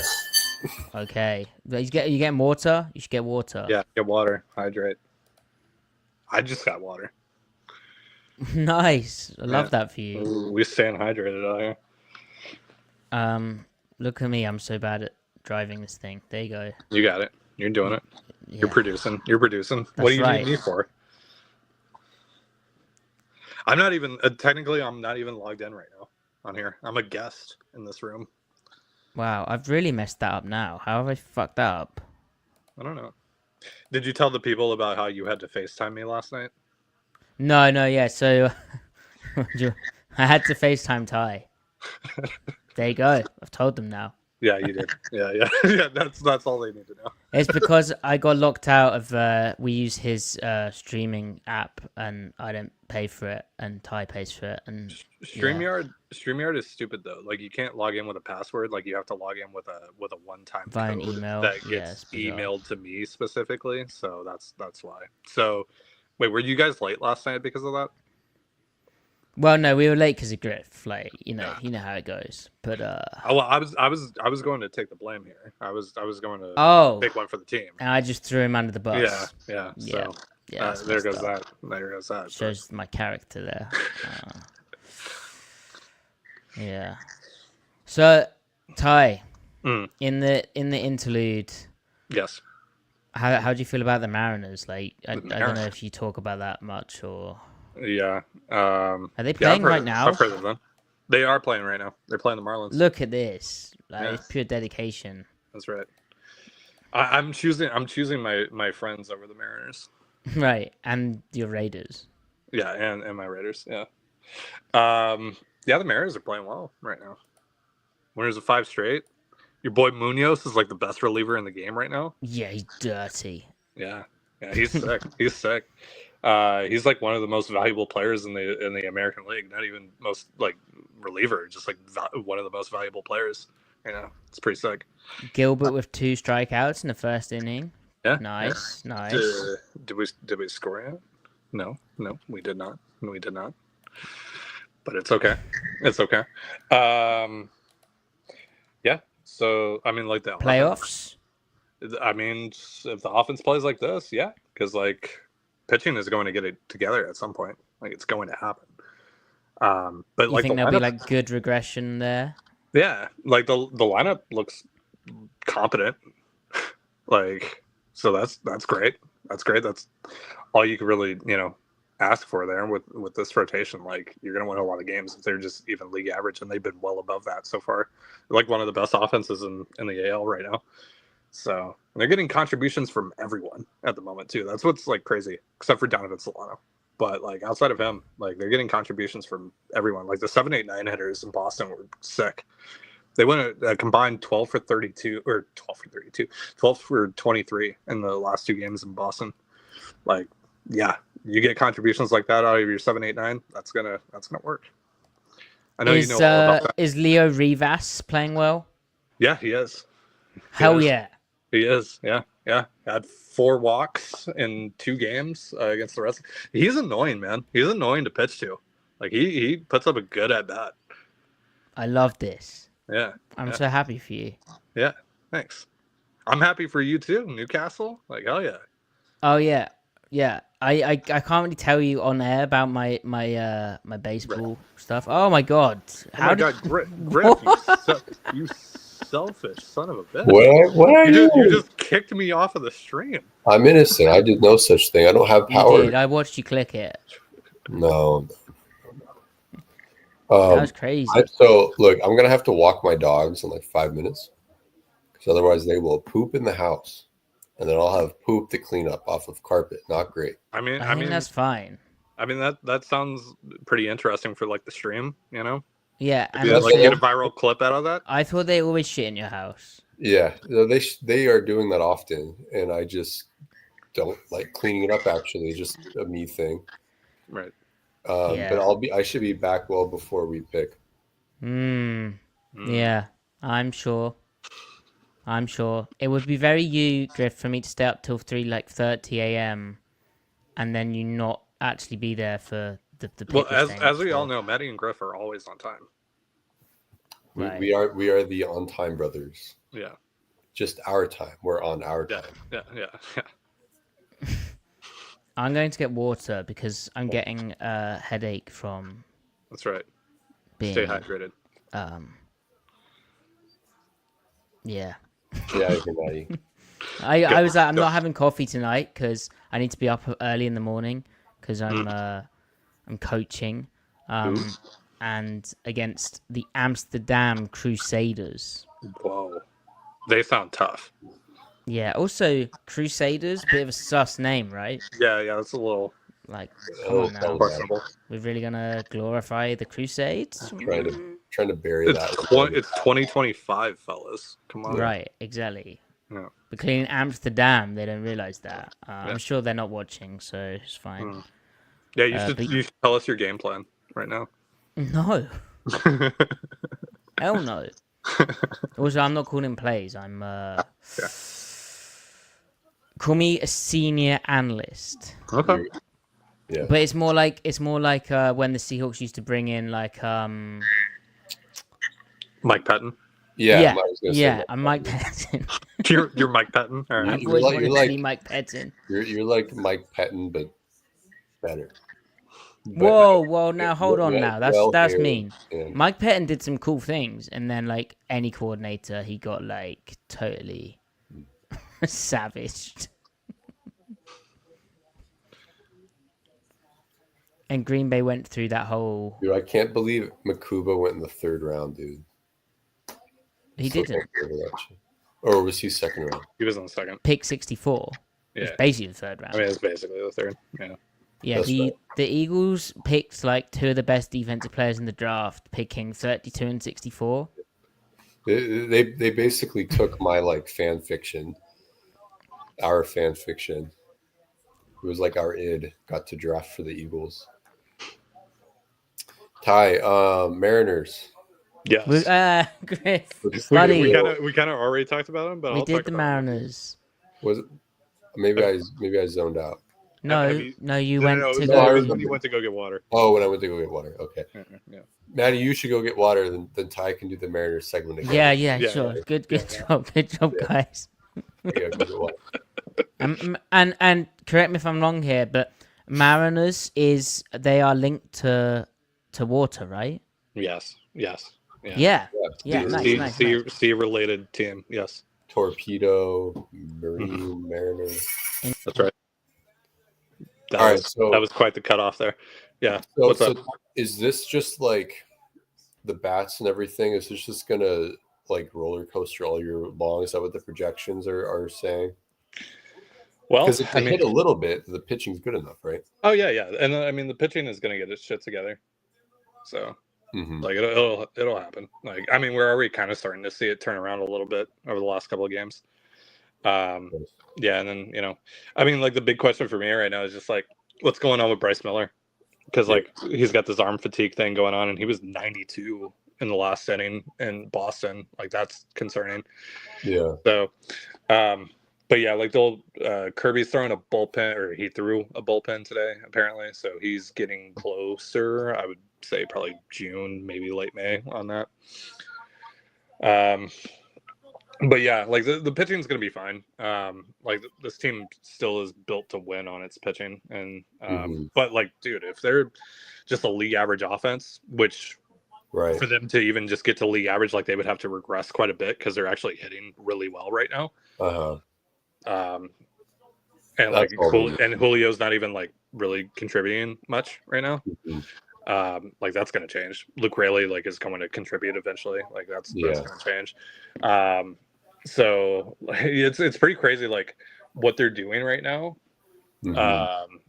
despite some of the things that have gone wrong, which makes me feel a hell of a lot better about this start than the start last year. Because like last year it was like it just I would say that this just feels more earned than last year. Last year it felt like, all right, the pitching is insane, but this offense sucks so bad. Like there's no way that this is sustainable. Right. This feels more sustainable. Yeah. Feels like they have margin for error this year a little bit, the way it's going. Yeah. So it's like even once like, maybe like Ben Williamson stops hitting, or maybe, Polanco stops hitting a little bit, or whatever. Maybe at that point like Raley starts hitting or Julio starts hitting. Like yeah, like they're getting contributions from pretty much everyone except for Donovan Solano right now. So like that's pretty sick. And that's, after you lost two everyday players pretty much at the start of the year with Bliss and Robles. Like So I feel pretty good about it. How about how's the rest of the division looking like? Are the Astros it's so mid. Like the whole the American League is mid right now. Like it's bad. Like every single team in the AL right now has like a very clear defining flaw. I mean, like if the Mariners win tonight and the Yankees lose, and last time I checked the Yankees were losing, they would be tied for the second best record in the AL, and they would be a half game behind the Tigers for the best record in the AL. Like every team is just kind of like hovering around 500. Griff. Yeah. Did you watch Nick Martin out of Oklahoma State? Oh yeah, I watched him. That's an interesting pick for Salah, right? He's terrible. Yeah, like why? But like, are they gonna skinny and he can't change direction? He's terrible. But like, he's an edge, right? But like, an edge? Am I confusing him with the other Oklahoma State guy? He's an inside linebacker. Oh, let's go, Dylan Moore. Dylan Moore, Demo. Contract year Demo. Contract year Demo. The annoying thing about Howie is like, because they've nailed their trenches, like they can literally just take best player available constantly, and they end up getting like dirty players, like really good players. Frustrating. Yeah. Well, and they did take best player available with the trenches as well, but goddamn. All right, so Matty, I just want to say that my Mariners segment with Ty was much better than your Mariners segment. Oh, undoubtedly. Even though I actually work in baseball right now, but my current contribution was not very good. Yeah, I mean it's just more so that my rapport with Ty was better. Right. Well, you guys are friends. We're just better friends. Yeah, better friends, and it's more like my baseball knowledge is kind of superior to yours. Well, and the other thing as well is like there's a kind of unspoken divide. I feel like, given that you are American, Sure. and Don't use that as an excuse because yeah, gridiron. well, you just bring up all the time that I'm not that. I mean, Griff might be afraid to say it. Matty, I but- feel like you're taking this personally. All I did was criticize your knowledge. Was it not personal It was when you're throwing objective. round words like "your"? Don't take it personally. Okay. Matty, are you okay? Matty, you're acting kind of Yeah. crazy right now. Matty, I think you need to relax, buddy. All right, I gotta go walk my dogs. No, you don't. I do. It will be 15 minutes. That's the thing Yeah. with dogs. Can you carry for 15 minutes? Bye. What about our report? Oh God. Now we have to work on our rapport. What? Mine's better.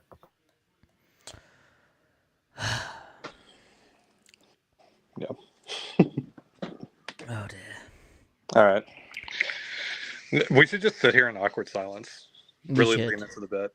That would be funny if the Seahawks do trade up. It's like when Griff was dilly dallying, then the Seahawks did trade up, and yeah, It's like how like every time the Seahawks are about to pick, they go to commercial. that is actually crazy, right? It's like It's so a on the thing. nose. At least they didn't do that for Zabel, but I mean like Emmani and Arroyo were both commercial. That's the thing with like the team right now, like in terms of fan base size and like fan base interest. How low down are the Seahawks? I feel like the casual fan base is actually like kind of like reinvigorated. You think with the action in the off season? Yeah. Yeah. Yeah, I Yeah, kind you of might feel be right. Yeah, I kind of feel like it's actually more like at a high. But I don't really know. Like I've kind of like in all seriousness, like the Raiders memes and all that stuff aside, like I have kind The of hat. yeah, the hat and all that. Like I have kind of like checked out the last couple months of like being like on top of things. Like I didn't even really like look into this draft much. I'm just kind of like, all right, we'll see who they pick and whatever and see how it goes. Like I'm aware, right? Because I follow everyone still and I see all the tweets and I see all the draft breakdowns and everything. But like, yeah, I haven't done like a lot of the stuff that I usually do leading up to the draft. I'm more just kind of like in wait and see mode with this team.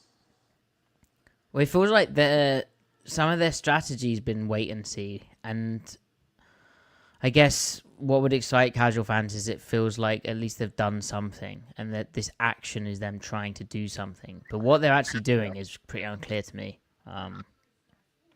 Yeah, it And feels I'm very unconfident in it. it But, feels very Madden-esque, like you've said in the past. It feels They Madden auto simmed the off season, and the computer signed Cooper Cup and traded DK. Yeah. Like, oh god. Yeah. It just it's like we're just gonna trade the low overalls and sign the high overalls, and the overalls are like, all over the place in general. Like they're not super accurate to real life, but whatever. Just kind of. I mean, again, like if this whole offseason feels like the Seahawks Twitter offseason to me. That's just like- interesting. Trade Gino. Trade. Well, DJ. I'm sure. Like, there's no way that Twitter would influence people Totally not. at Yeah. the top of the team. No, definitely. Or, like, Definitely not. No yeah. way. Yeah. No No shot. shot whatsoever. Uh, Yeah. Oh, and by the way, if you say that publicly, you're a moron, and there's no way that you could possibly know that. Right. Nate P. Home fan attendance would suggest pretty bad. Yes, that's the thing. Like Ty's talking about the casual fan interest going up, but I mean, it was interesting hearing from like people who go to games and how like generally they were getting more and more frustrated with like Gino and like there were certain perceptions. Well, that's what I'm saying is like now I kind of feel like those fans, that group of fans, are like back in. Yeah, They're that's brought what. back Yeah. So I actually kind of feel like the atmosphere at the stadium. I mean, we'll have to wait and see, but I feel like the atmosphere at the stadium is probably going to be better than it has been the last few years, just because of that. But I mean, yeah, leading up to this offseason, it was bad. It was like legitimately really, really bad. I mean, we saw all those pictures of like when the Packers were in town. Yeah. You would think better, but it's so important that they start the season well. Like if they lose the first 2 games, that is going to be a catastrophe. Yeah. Yeah. There's so much pressure on Mike McDonald in his second season after like a pretty solid to good to very good first year as a head coach. Like I feel for him. Well, I mean, they all kind of just have to nail this now, because like if they don't, like it kind of feels like Snyder's gonna get fired, and if Snyder gets fired, the new GM probably wants a new coach, right? Mm. Yeah, I mean that'd be so unfair. Jody but, and Bert yeah. just demand that it's Mike. Like Mike is going to be your head coach. Yeah, I mean, what did you think of? See, to me, and Griff said it first, and I was like, oh, he's kind of right.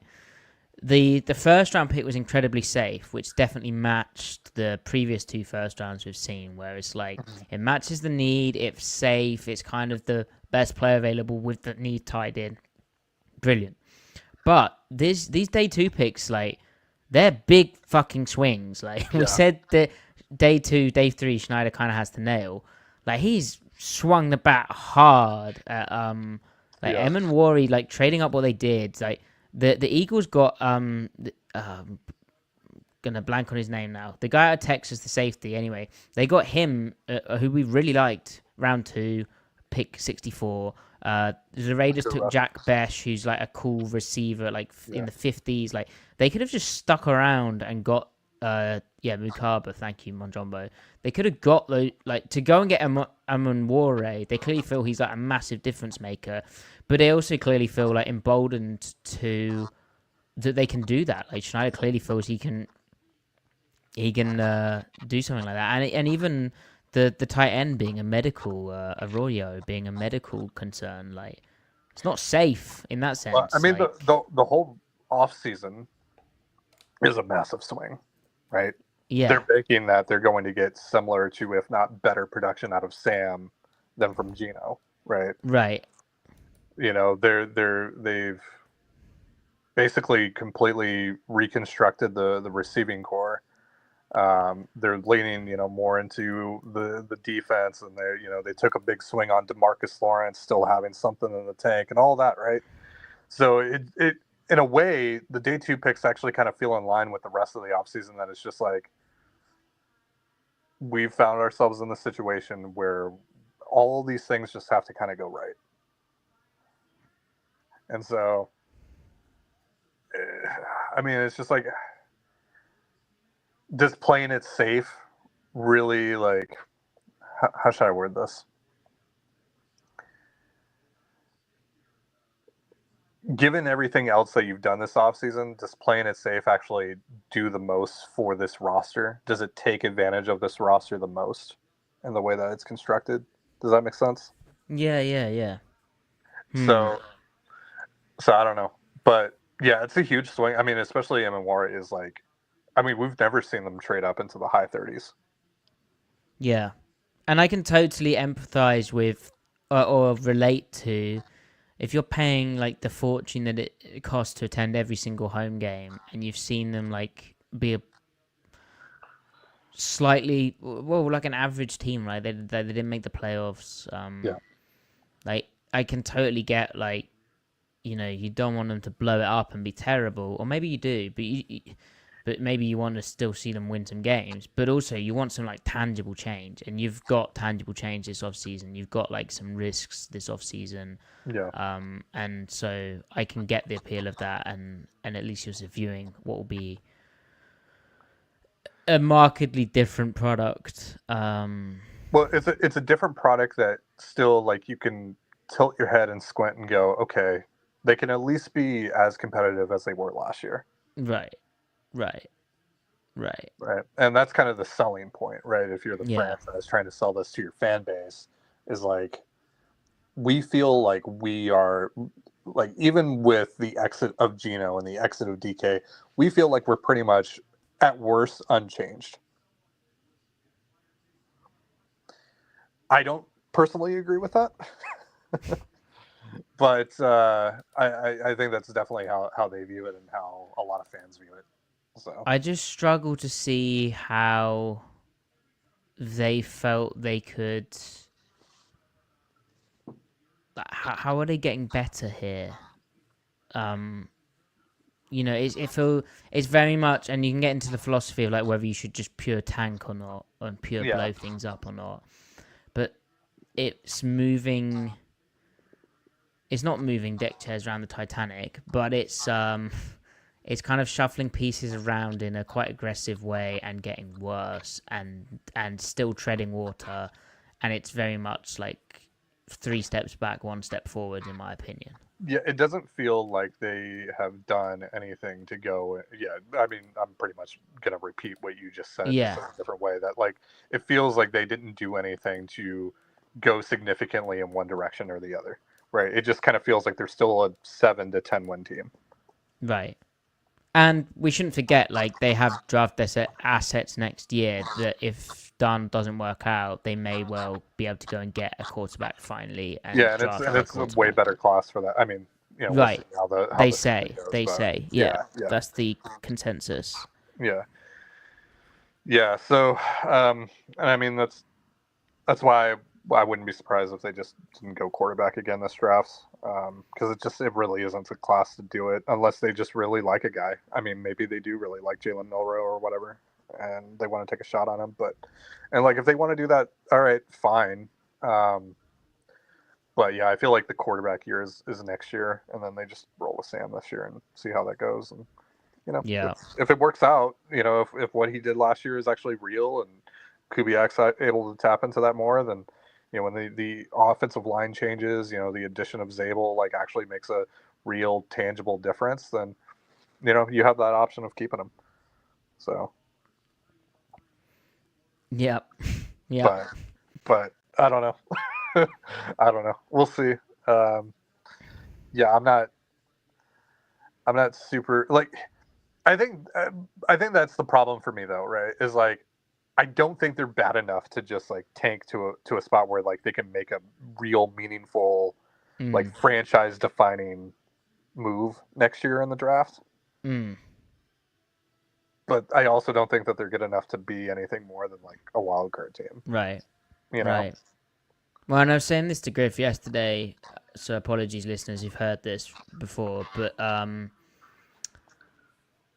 if what they do, like they've done some radically different things and moved some like pretty key pieces around, or they're no longer there, right? To McDonald said like, and he was going to say this publicly, but he basically said that like people had responded to who had spoke to, players had responded well to it when it had been explained to them and whatnot.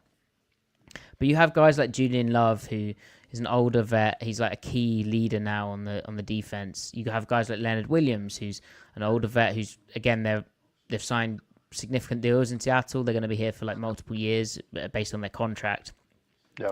But then how you've sort of tried to explain the vision of that and whatnot, and you've explained what is going on. I'm sure they were spoken to by McDonald. But then if you start bad or you're worse or you like, how do you explain it to them? And is it possible that they lose belief in what is going on, or another guy like that is Jarren Reed, right? Like he decides to come back. Like, so clearly they buy into it a little bit. But yeah, if it starts out terrible, well, I think it's pretty clear that the defense buys in, like pretty damn clear, and McDonald and Schneider after that very disappointing year of Grubb, they decided, hey, we need to change some things around. I guess it really comes down and player. I guess it really comes down to like, how much did the team really like Geno, right? Because if things do go sideways, the offense isn't good, or just Darnold isn't good, or whatever, and guys in that locker room were big Geno guys do, they're probably going to look at ownership and the front office and the coaching staff, in some kind of way, right? So, but I don't know. It does kind of seem like at least like some of the guys are bought into this. It does seem like, I mean, veterans are still kind of bought into what they're doing right now in general. But like I said, I just like I can understand why players can look at this and look at what's going on and go like, we're going to be competitive, right? We're still going to, we can absolutely be a playoff team. I just don't think the ceiling is high enough for how significant the changes were. Yeah, that's kind of where I feel about it as well. Like, Yeah, it's tricky. Hello, Derek. I see your message. yeah. I just feel if you're gonna do like something as big, as drastic as this off season, like it has to lead to one extreme direction or the other. You know, because otherwise, I just feel like what are you doing then? You know. Yep. So we'll see. But yeah, I mean, part of me kind of appreciates the big swings that they've taken today. Like it's huge, massive risk that could very easily blow up in their face. But if they are right, then Yeah. It's exciting in that sense. Again, like Yeah. it's. Oh, that's something. Nunya saying that's really tough. I'd have liked to kept my original picks and taken Kevin Winston Jr. 82. Okay, Nunya, you like Kevin Winston Jr. 82. I'd have liked Mabuka and Besh rather than Emmani, and then we can add Kevin Winston Jr. 82 as well. So yeah. There you go. Yeah, it just it feels like a lot. Like you're putting a lot in the basket of Emmani. On such a raw player, who's such a like kind of project. So yeah, it's just I mean, it just so much relies on you getting his head screwed on right. Do you remember when they drafted Marquise Blair? It was like a traitsy safety who was like really kind of slender and looked a bit raw and like would hit people really hard. That's the thing. At least Blair like hit people hard. Well, and that's the thing that makes like this Emmani thing, like the comparisons to Cam, so silly. Oh, it's disrespectful, man. It's really disrespectful. It's like, what are we doing? Like they're both like over 6'3" and freak athletes. They play safety. Yeah. Well, Cam also like he tested really bad. Like. Well, yeah. So that's the other thing. Like I meant just freak athlete in that like he's built that way, but still plays safety. But it's So when are we gonna compare these freak athlete safeties to the actual freak athlete safeties we've seen, like Taylor Mays or Obi Melifonwu? Yeah, Melifonwu. Like that's what I was gonna say. Yeah. Like how many freak safeties have come out in the draft and been amazing? Can't think of anyone off top. Yeah, like yeah. So it's just I don't know. Well, and again, it's the Seahawks putting a lot of resources into that position. Yeah. I mean, you'd think it's the successor for Kobe Bryant when he leaves after his contract's up. Well, and so that's the other thing too, that like this is probably not going to be something that pays dividends in year one. Yeah, we were discussing like snap counts, and Griff reckons he plays like maybe 50 to 60% of the snaps in year one, like best case scenario. And I'm like, I don't know about that. I reckon it could be like 30% overall. So yeah, so going back to kind of like why did they do this? How safe is Schneider and McDonald, all that? It's a little weird because it's kind of a long play. Oh, I like this guy. Jacob Parrish, like this guy. Yeah. At the Senior Bowl, scrappy, small corner, bit of a sucker for that, but he's a nickel. I wanted the Seahawks to take him because I thought he could basically play the pure nickel role if they wanted to like match guys up and play like man-to-man style nickel defense. And he had a really good Senior Bowl. I'll probably, guys, I'm gonna live Blue Sky out. Hold on. You can still hear me, right? Oh yeah. Okay. What happened? Jacob Parrish got you? I can't hear you now. You can't hear me now. Oh, I can hear you now. I'm trying to figure out what happened with Logan Gilbert. Do you guys know? He's hurt? Logan left Gilbert's hurt? Oh he no. left. He left the game. Oh no. Second inning. That's concerning. Oh dear. That'll be yeah. a fun podcast for you. Ty, you have a Mariners podcast. Would you like to tell people about that?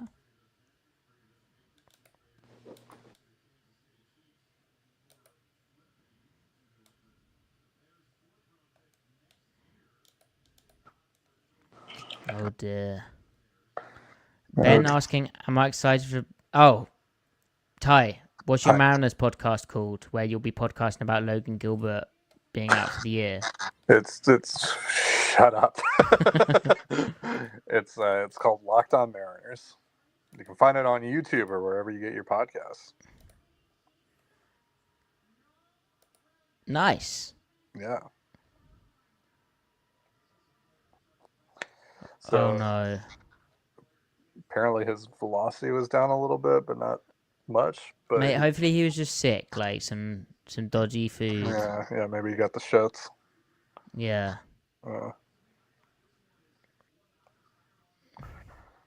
Ben, am I excited for Shotty? As in, am I excited for him, like to have that job? Not really. Like that seems like an odd job to have. Yeah. Yeah. Am I excited to see him as a head coach of the Dallas Cowboys? Not really. That's I weird. think he's a good coordinator, but yeah, good luck to him. Yeah. Hey, he's earning a lot of money, I imagine. Yeah. God, what a weird job. Yeah, that must be odd. They've had a kind of normal draft, though, I think.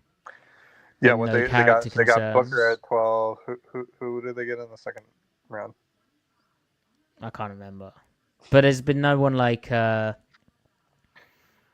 not like they Just took like- Shador, you know, took some like weirdo running back, you know, like Right. took like some like really problematic edge rusher. Ben, Booker is a dream fit for him, that's right. We were saying yesterday, Mike Solari needs to be brought back just for that. Oh yeah. Oh, yeah. Oh, is that actually a weird edge? Is Ezaraki? Oh, yeah. Ezaraki? That's definitely not right. I don't know. I don't know if he's problematic, Ezaraku, maybe. but maybe. It's like we can't really talk about it, Ty, properly, but the Bills took a corner who, like, 3:30 a.m. So I have to be careful how I speak about this. Sure. Basically, there's something that Griff told me about surrounding this certain player that hasn't been reported on because I think there's like legally sealing things around that. Yeah. And all these fans were like, and when I was watching him, I was like, wow, this guy's well good. Like he's an exciting looking player. And then Griff was like, oh yeah. And then I was like, oh dear. And then all these poor fans were like looking at it and then getting excited, and then everyone was just letting them know. Ravens took a real bad guy too. Who did they take? Yeah, the Ravens don't seem to. The Ravens took Mike Green. Oh. Wow. Yeah. So I bad. didn't see that. That's yikes. But then these teams don't care. Yeah, are you good at football? Oh shit! Look who it is.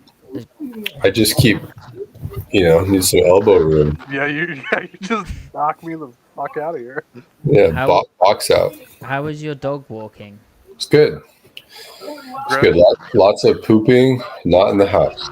Griff, Logan Gilbert left to start early, and I don't know what's going on. Yeah, I heard that. I was listening to you guys when I was going on. It's making me uncomfy. Yeah, that's not good. Yeah, that's making me feel. I'm sure he's not great. fine. Like, if it was something really bad, they'd have noticed it, like, pop. Sure. Yeah. Sure. Yeah, I'll go Good Embo. cope. Good cope. Yeah. Yeah. I'm used to cope. I'm a sports fan. You know what I mean? Yeah. Hey, Dude, Griff, the Kentucky linebacker got drafted. did he? No. Oh, I as soon as I heard that, thought you would have mentioned it. But he's who you'd want, right? Yeah, sure. I think he's a 3rd-round player. So you didn't care about the Seahawks getting him. You cared about your take being proven correct. No, yeah, That's what's important here. definitely. Yeah. Nice little confirmation. Yeah. Little back pat. All right, I'm gonna go watch the Mariners game. All right, Ty. Love But you. Ty, the Love you pitch is guys. hurt. Love you guys. Bye. I will talk to you guys tomorrow. Who's come in for Gilbert? Casey Lawrence. He's like their long relief guy. Ooh. Who's gonna Sounds get bad. He's gonna get DFA'd for like the 5th time. He's gotten he's literally gotten called up and DFA'd like 3 times already. Nice. Poor guy. And then they keep on re-signing him just to call him up and I love that. use him Just for like use 3 his innings, arm. and then just be like fuck off, and then come back, fuck off, come back. Yeah, I feel bad for the dude. It's so brutal. Yeah. All right. Yeah. I'll. Good to see you, pal. You guys are streaming tomorrow, right? Well, maybe not. Maybe. Oh, that's right. You're My coaching. games at like probably not, because my game's at like 2 Eastern, like so Right. 12 Pacific. So Gotcha. is that right? No, it's not. Is it? It's 11 I'll- Pacific. Yeah. Yeah. I'll take your word for it.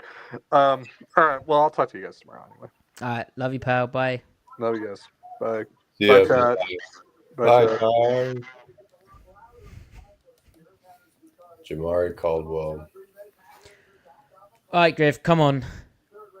Quarterback, receiver, or corner. Corner would be a bit surprising, right? Loads of corners went. Jacob Parrish went. I liked him. Yeah. Yeah. Nice.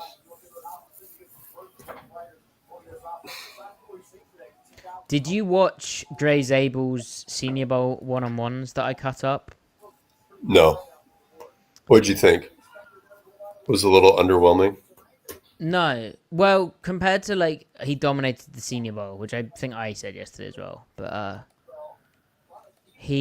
it's not dominant, but you know, I mean, he's good. he's fine.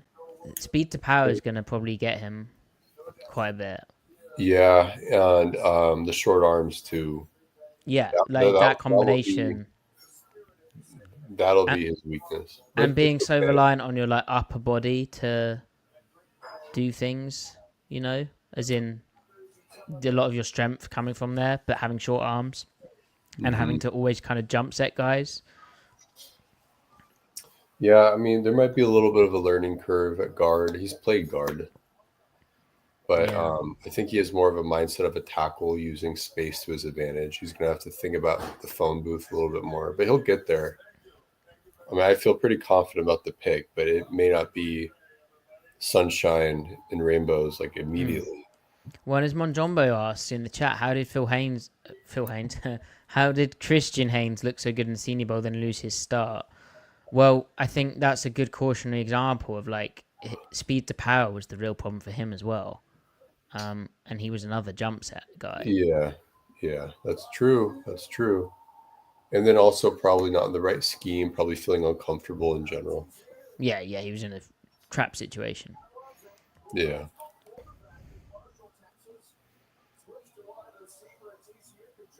I've heard of Savion Williams. He's a running back. Yeah.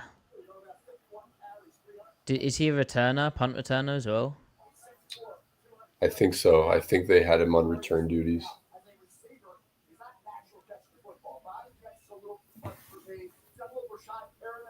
A fake player? That is so mean. Yeah. I mean, yeah.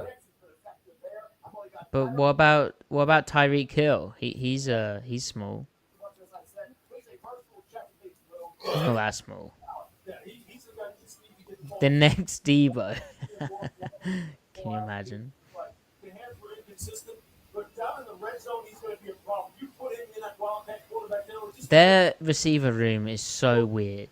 quarterback counter, zone reads. Dontavian Wick's not even getting on there anymore. I know. I don't understand the Packers. It's been a weird receiver A situation. group of like 2.5s. Yeah. Ever since Devontae left, and it's not like they have a bad receiving room. No, I find them intriguing. Like they're like in a good way, you know. I love Jaden Reed. Yeah, I like Dobbs a lot personally. Yeah, and like Wicks has some real flashes. Watson's like fine. Well, Watson's probably a bust relative to. Yeah, probably.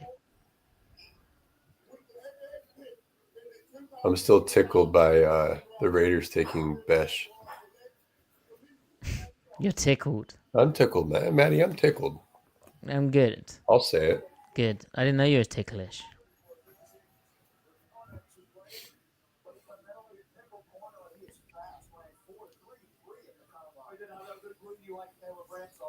Oh, you know it's bad when the corner's not even on the highlight. Like, they're trying to highlight the corner and the camera's not even there. Mm-hmm.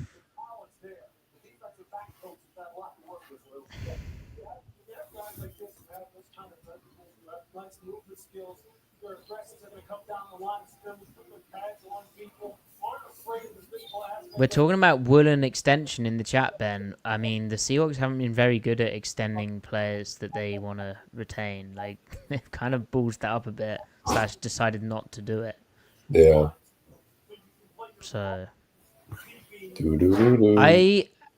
Griff, the more I think about this, I'm not personally a fan of what they've done today, but it's a massive swing, and if it pays off, then I'll be wrong, and they'll have done a masterstroke, you know?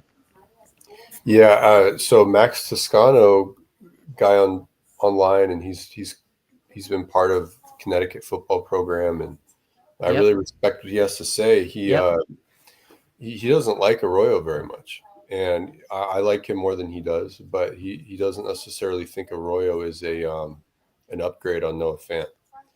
So I mean that's something to take into consideration. He spent a lot of time watching tight ends this year, so that is really. I still feel good about Arroyo, but maybe it's not a given. Well, that is interesting as well, Griff, because like if you're telling me, I guess for me it's like if you're replacing Fant with a draft pick, you'd like that draft pick to be a move guy who was also able to block a bit. I understand that a move guy who's really good at blocking is we're talking like maybe a first round talent. So I'm not saying that, but when you said Arroyo can't block really at all, that was kind of like, well, why? You know, like he can pin DBs. He takes good angles to them, but yeah, I mean, like defensive ends, he's not.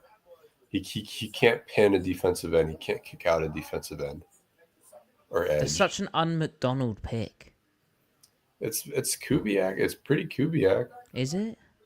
Yeah, I mean, it's like watching Jawan Johnson. Yeah. Okay. Good point. I mean, Darnold will have no hesitation throwing Arroyo hospital balls. So up the seam and all that. So.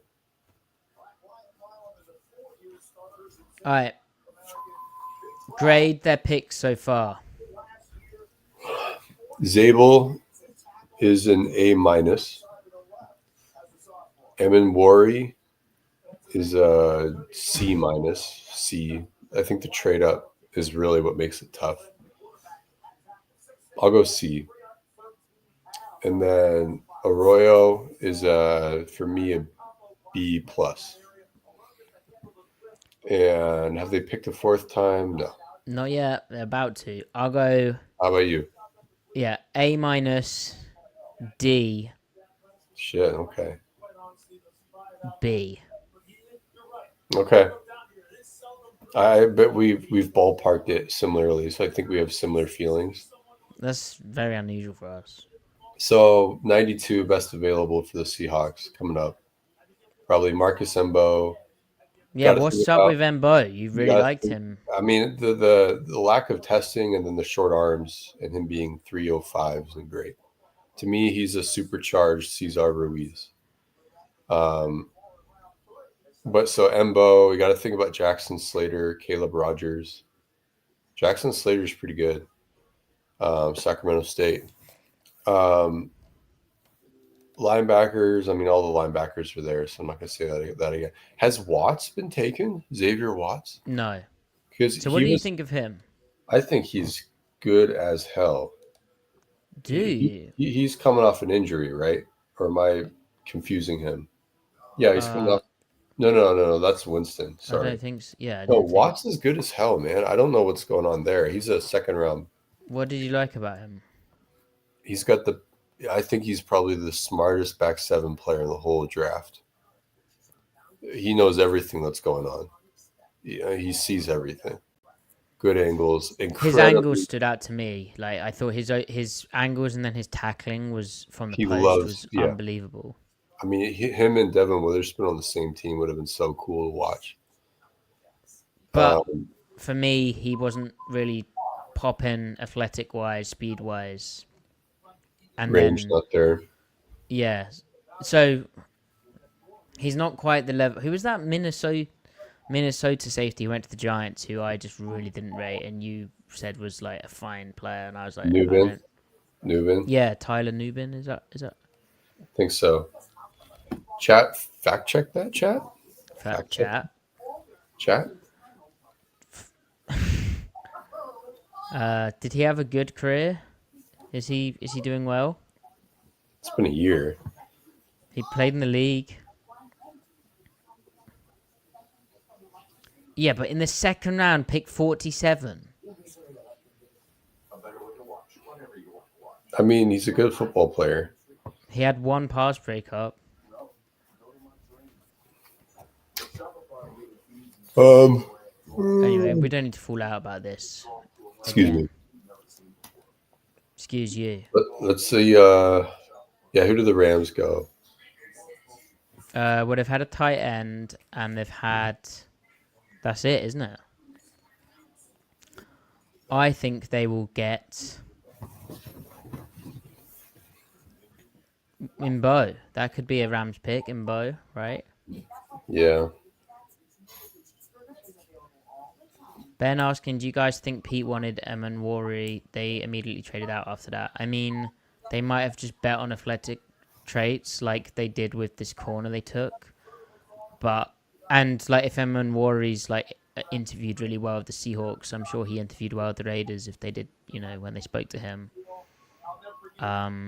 So maybe, but also there's so many things which are un-Pete-like, as Griff was speaking about, the movements, like actual on-tape movements, not very Pete-like. And then he's not a competitor. He doesn't come off on tape like a competitor. Yeah, I would have been surprised by that if they took.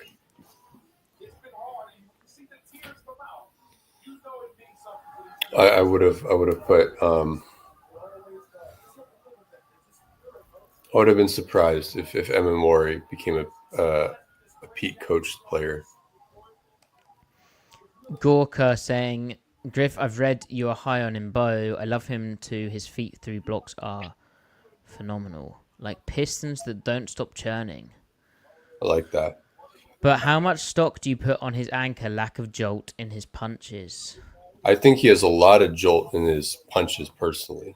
I think he has really good strength to weight ratio. I think the anchor thing is purely a pure mass thing because that becomes more of a problem on the outside. And when he does get bull rushed, it's when he's not technically sound for it. But anyone that unloads their hips or rolls their hips through and has a high chest is going to get walked back by quality college defensive ends. Anyone would, even if you're 330. I mean, if it happened to Jermaine Ifedi, it can happen to anyone. So but it might look worse for Embo at 305, but when he is sound though, when he's still in a power position, I think he anchors quite well. I think he anchors better than Armand Membu. Membu is, he can get caught a little bit. But Membu's like 320, maybe bigger. So really, I think translating him to guard, I don't think it's a problem. And he could stand to put on weight. Cesar Ruiz, I think, was drafted at 307, 305, and he's playing now supposedly at 315. So Embo can put on weight. There's a lot of room there. So that's a good question. Rams took Josiah Stewart. Dude, I like Josiah Stewart. I've watched him since before he transferred to Michigan. Yeah, I remember you mentioned him last year. Yeah, Coastal Carolina. Yeah. He's a really good speed rusher. He's going to cause havoc. The Rams have been nailing their D-line picks, so that might be a problem. Brilliant. Brilliant. Love that. Matty, LeBron has 20 points before the half. How do you feel about that? But are they winning? Is it all about him or is it about the team? They're running by 4. LeBron's been playing pretty selfless. There's no LeBron in team.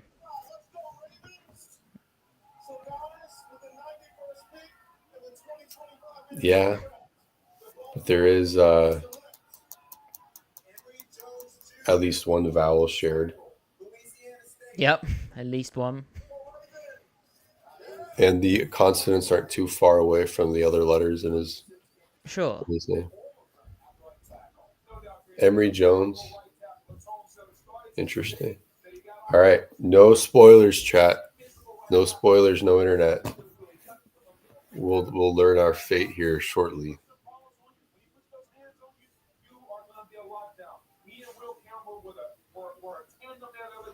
Is this actually a bad draft, like in terms of the whole draft? Kinda. It kind of is. Yeah, they all these guys kind of they're all kind of just players. Like they could become starters. It's not horrific, but it's below average, I'd say. Right. I think the linebacker class is better than last year's, though, and the safety class, really. Oh, the German Seahawkers are there. There we go. German Seahawkers were very very hospitable when I was in Munich. It was excellent. Nice. I don't recognize any of those specific German Seahawkers, but anyway. All right, how about this? What position are they taking? I think receiver, but I'm thinking receiver. John loves third round receivers. Maybe it should be Sanders though, because could he be better than Sam Darnold? Yeah, he could be.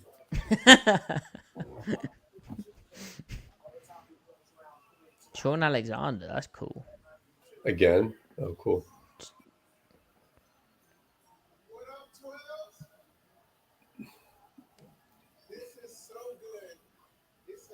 Here we go. Oh my god. Shh. Oh my god. They got their Taysom Hill.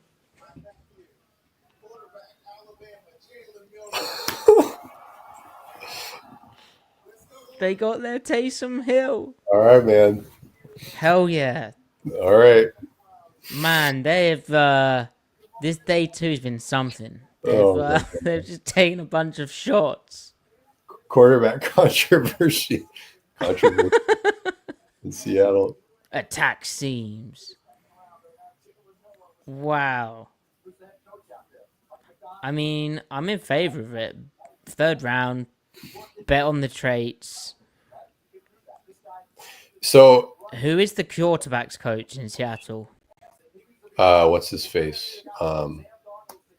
Little awkward low 5 with Jody. So Jalen, he played the best football of his life, I think, like in September and October of this past year. And he was showing things that he wasn't doing the year prior as a processor, and then he kind of regressed as the year went on, I think falling into old habits.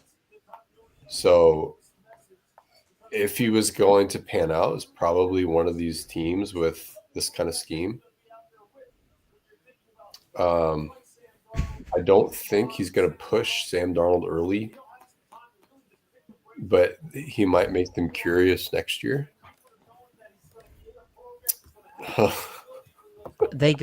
But also he's going to get on the field this year. There's no way that Kubiak doesn't find a way to get him on the field this year.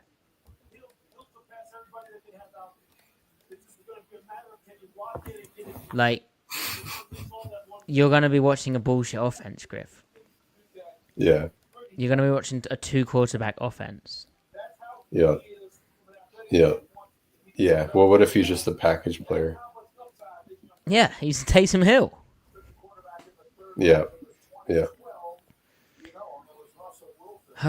Wow. I'll say this, and I'm kind of, this is vapid of me to say. It's kind of dumb, but the Seahawks are not an interesting team. Until they pick Jalen Milroe, which that makes them. This is uninteresting. A lot of casual fans would, I think, disagree with you here. Yeah, you're right. Like, this is quite an exciting pick. It's an exciting player.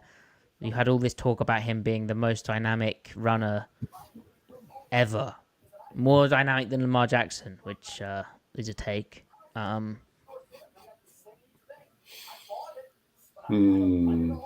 This has been a crazy day 2 from the team, though. An actually crazy day 2. After going as very kind of safe, borderline conservative day 1.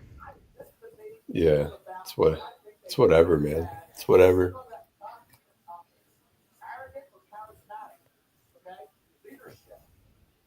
Do we pick again today? No, it's over, right? No, it's over. It's done.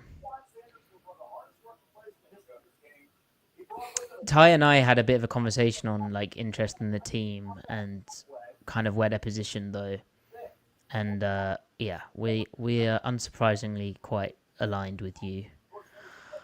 So I think the only thing we can say for sure that they've improved the team at through 2 rounds today, through 2 days of drafting, is O-line.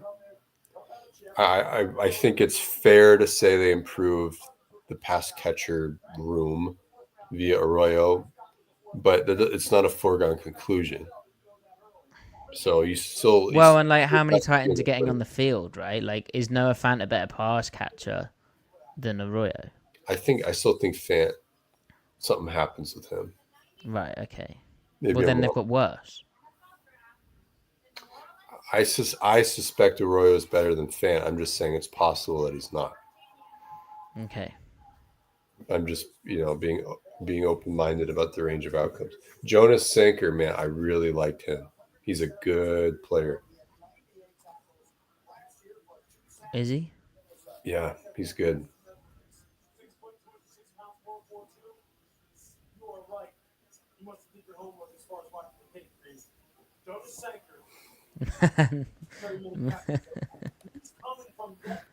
This guy takes perfect angle and he stalls you. He's not just a low cut tackle now. He will wrap you up and face you up and put you on the ground really good. He and diagnosis. I can't believe Shador is going to last to day 3. This is fundamentally very sound. I couldn't quite understand why. Why? Hearing more about this guy because I'm sitting there going watching this tape and I'm just going plus. I mean, for all the obvious reasons. I just the coverage was so intense with him.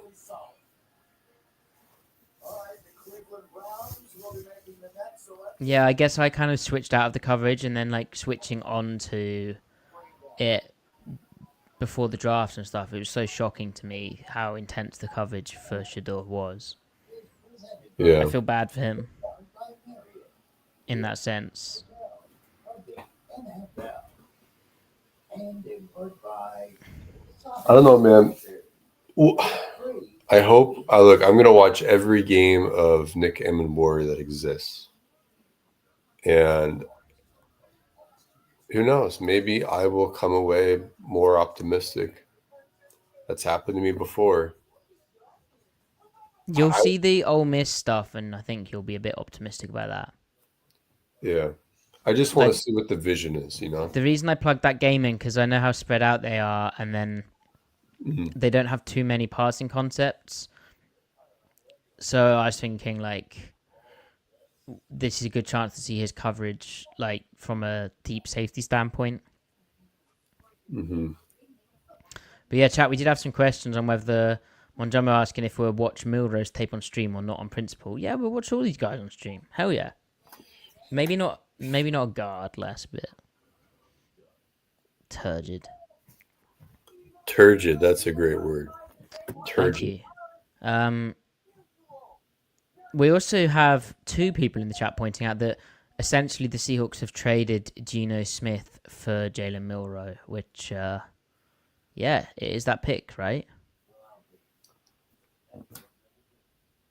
That's a little. Yeah, there's some poetry there. Maybe not the good kind. It is poetic. Whatever. So, what do you make of people saying that Milroe could be the next Josh Allen? I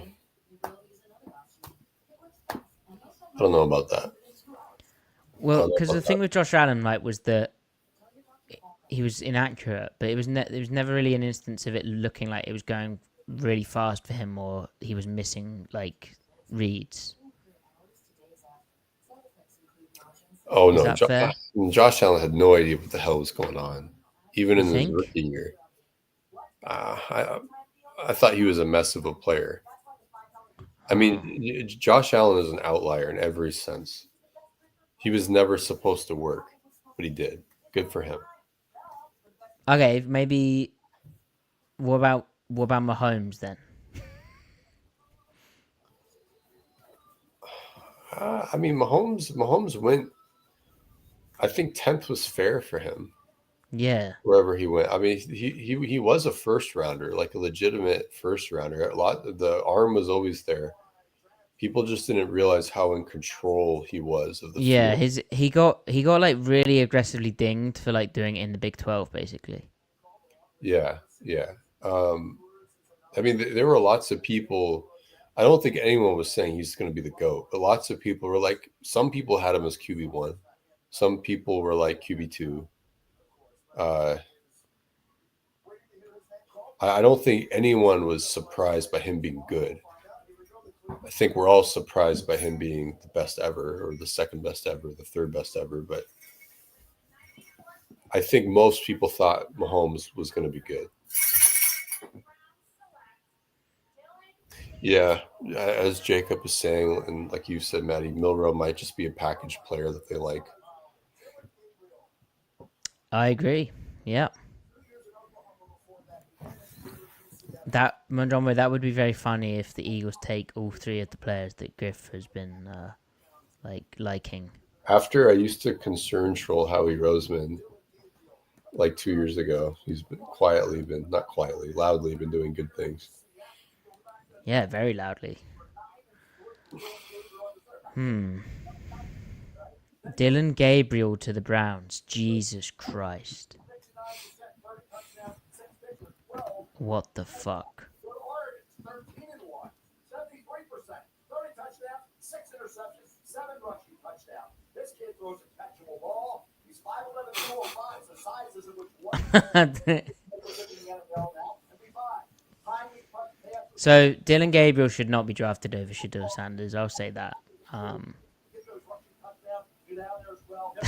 That's terrible. That's so bad. Yeah, man.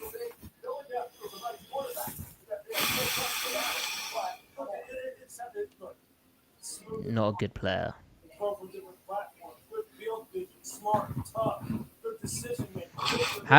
Guys in the chat, how are you all feeling about this draft? And let's also have a look at Twitter, because I imagine people are quite excited. But hey, Dylan Gabriel got to talk to a couple times. You'll love the kid. You will love Dylan Gabriel. You will love Dylan Gabriel. Taylor saying they must not want to deal with the media circus, Deion Sanders. Yeah, we kind of alluded to that yesterday. I think it's that combination of him never having played without a coach who isn't Deion, and then Deion being such a big presence, and there's all this like media stuff around him where he has his like production crew, and Mhm. they must have been off put by that, and it's a lot to unpick, I'd guess. But It's because if Sanders were to somehow not be good, there's going to be so much outside noise and noise, and the coverage will be so weird if he doesn't yeah, work out. yeah, And yeah. I think that's what people are afraid of the most. You're going to have Dion being asked about it after at every presser, after his games and in the off season at Colorado. Mm. It's just he's not good enough to warrant that. Here's a question on the Seahawks draft, Griff. Like Tamas in the chat, good to see you again, Tamas, saying, "I like the fact they took risks. You can't improve over average not taking risks." Pretty right. Hope the risks pay off. We shall see.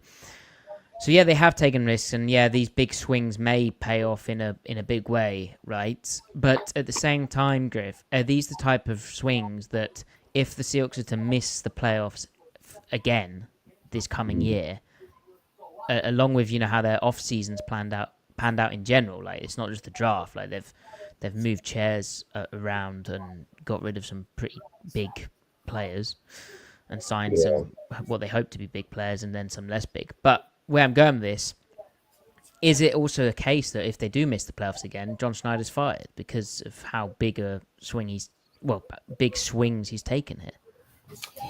Yeah. If they go backwards, I think John's probably gone. But I also don't think ownership thinks the team's going to go backwards. I think they're confident in the general trajectory of the team, which, I think it's a little bit more like they're walking a tightrope at the moment, to be honest with you.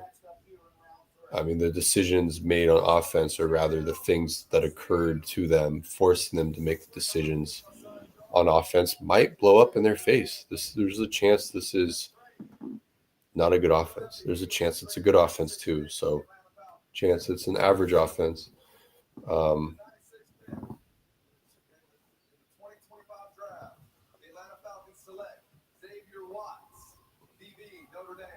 Whiskey. Falcons took Watts. Yeah, good for them. Watch Milroe versus Georgia, then delete your profile. Okay. What do we? Hey, Whiskey. What do we need to see in Georgia? Yeah, please enlighten us. We What will do be we need to watching see, Milroe bro? versus everyone. I I'd have like watched to that know. tape. We watched number 24 for Georgia, who went in the first round to a team, the safety. We watched Milroe play against him. No, Whiskey. Tell us, man. What do we need to see? Tell me. So, give me something. Yeah, that's no good. I'll be watching every game. So I've not watched. I've only watched broadcasts. Okay. Development. Okay.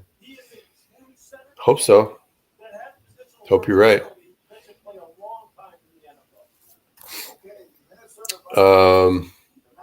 Dude, Watts is good, man. I like him. I didn't watch enough, but yeah. I mean, solid player. End of round 3 is where he, Yeah, it's like fair, yeah. Yeah, Whiskey, I do agree that he, early on in the season, he did things that he wasn't doing before. I just think he regressed as the season went on. So you're hoping to recapture that. I lied. I've watched 2 games of him on tape. I just wasn't focused on him. I was watching Booker. But I did watch a lot of broadcasts as well.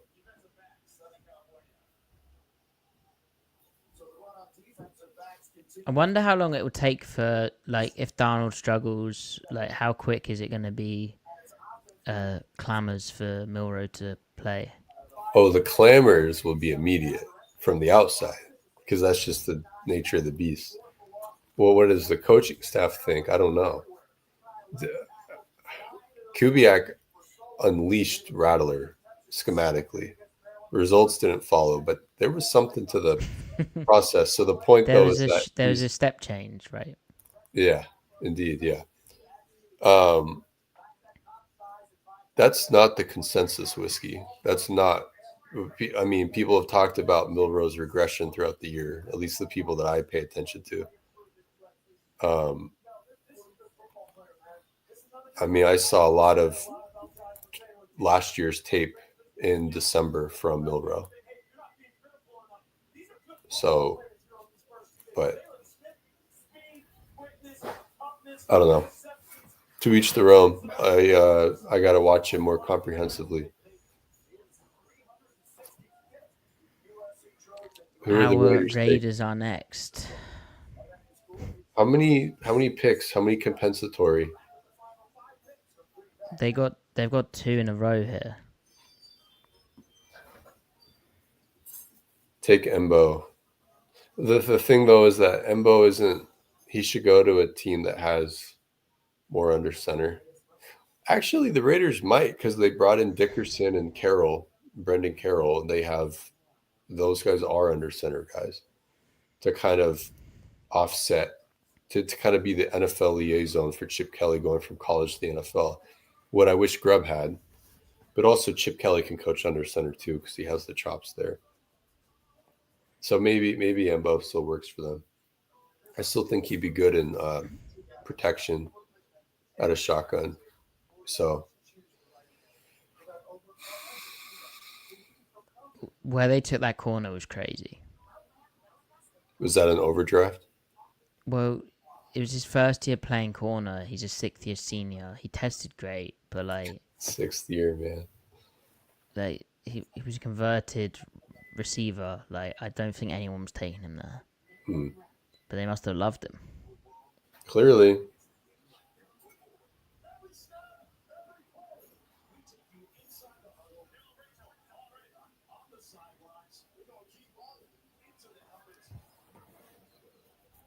Surely they have to go offensive line. Yeah.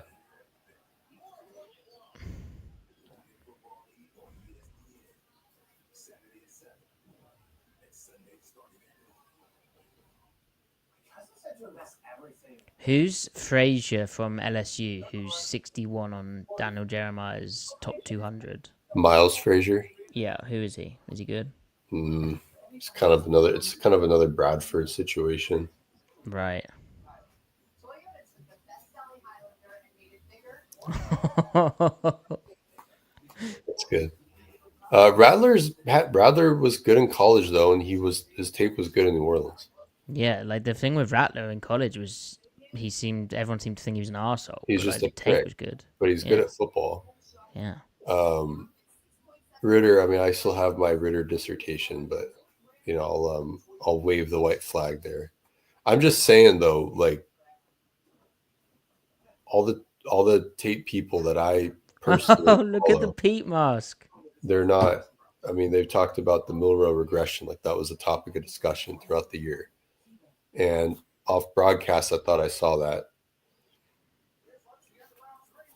No, that's fair though. That's fair. No, you don't have to kid. It's okay. Yeah, don't kid.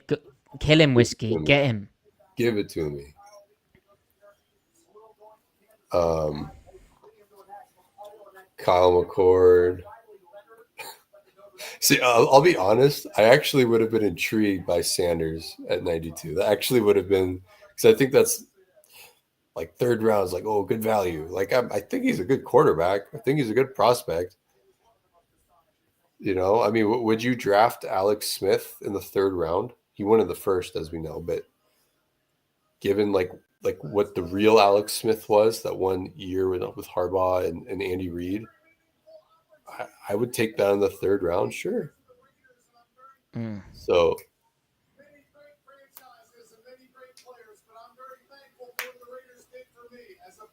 what if they take Sanders? That'd be cool.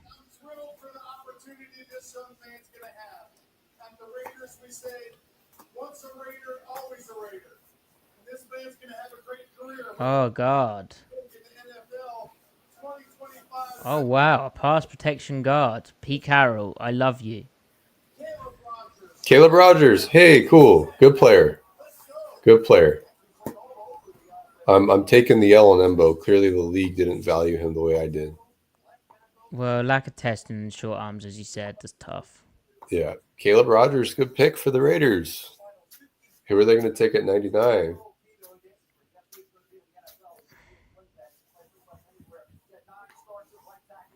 How would you decide in that situation? Like, would you even if you had a guy ranked slightly higher, would you purposefully take him the pick after to piss him off? To establish the chip on the shoulder. Yeah. Yeah. I don't know. I wonder how teams discuss that. If they actually make any consideration over who to take first when they have two successive picks. Probably who answered the phone quickest. Yeah, maybe. Well, but you have to submit it to the league though, right? Yeah, you're right. You're right. Genty, Besh, Porter, Rogers.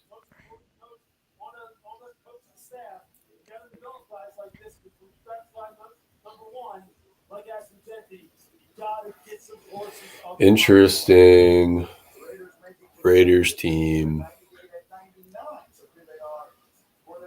No, Ben, I think that Mike has a very long leash. I mean, Mike was the fixer last year in the middle of the season. He was the guy at the center of the team getting on track, forcing John to make moves at linebacker. Clearly was saying the right things to Grubb, just didn't know how to like implement it. And that's demonstrated in making the move for Kubiak. I mean, I think Mike is really the only guy on the organization with a lot of decision-making power that really knows what is needed. Oh my God, this guy looks amazing. So they took Charles Grant. They just took two O-line back. I like Grant too. Have you seen the wrestling highlights? Oh my God. Dude, I like what the Raiders have done. Caleb Rogers, Charles Grant. I think that's actually pretty cool, man. I'm actually shocked the Raiders managed this because they were kind of playing with fire, neglecting O-line, and I think they got 2 of maybe 4 remaining impact O-linemen left at a position of need. So that's actually pretty cool for Vegas. I keep wanting to say Oakland so bad. Yeah, that's messed up.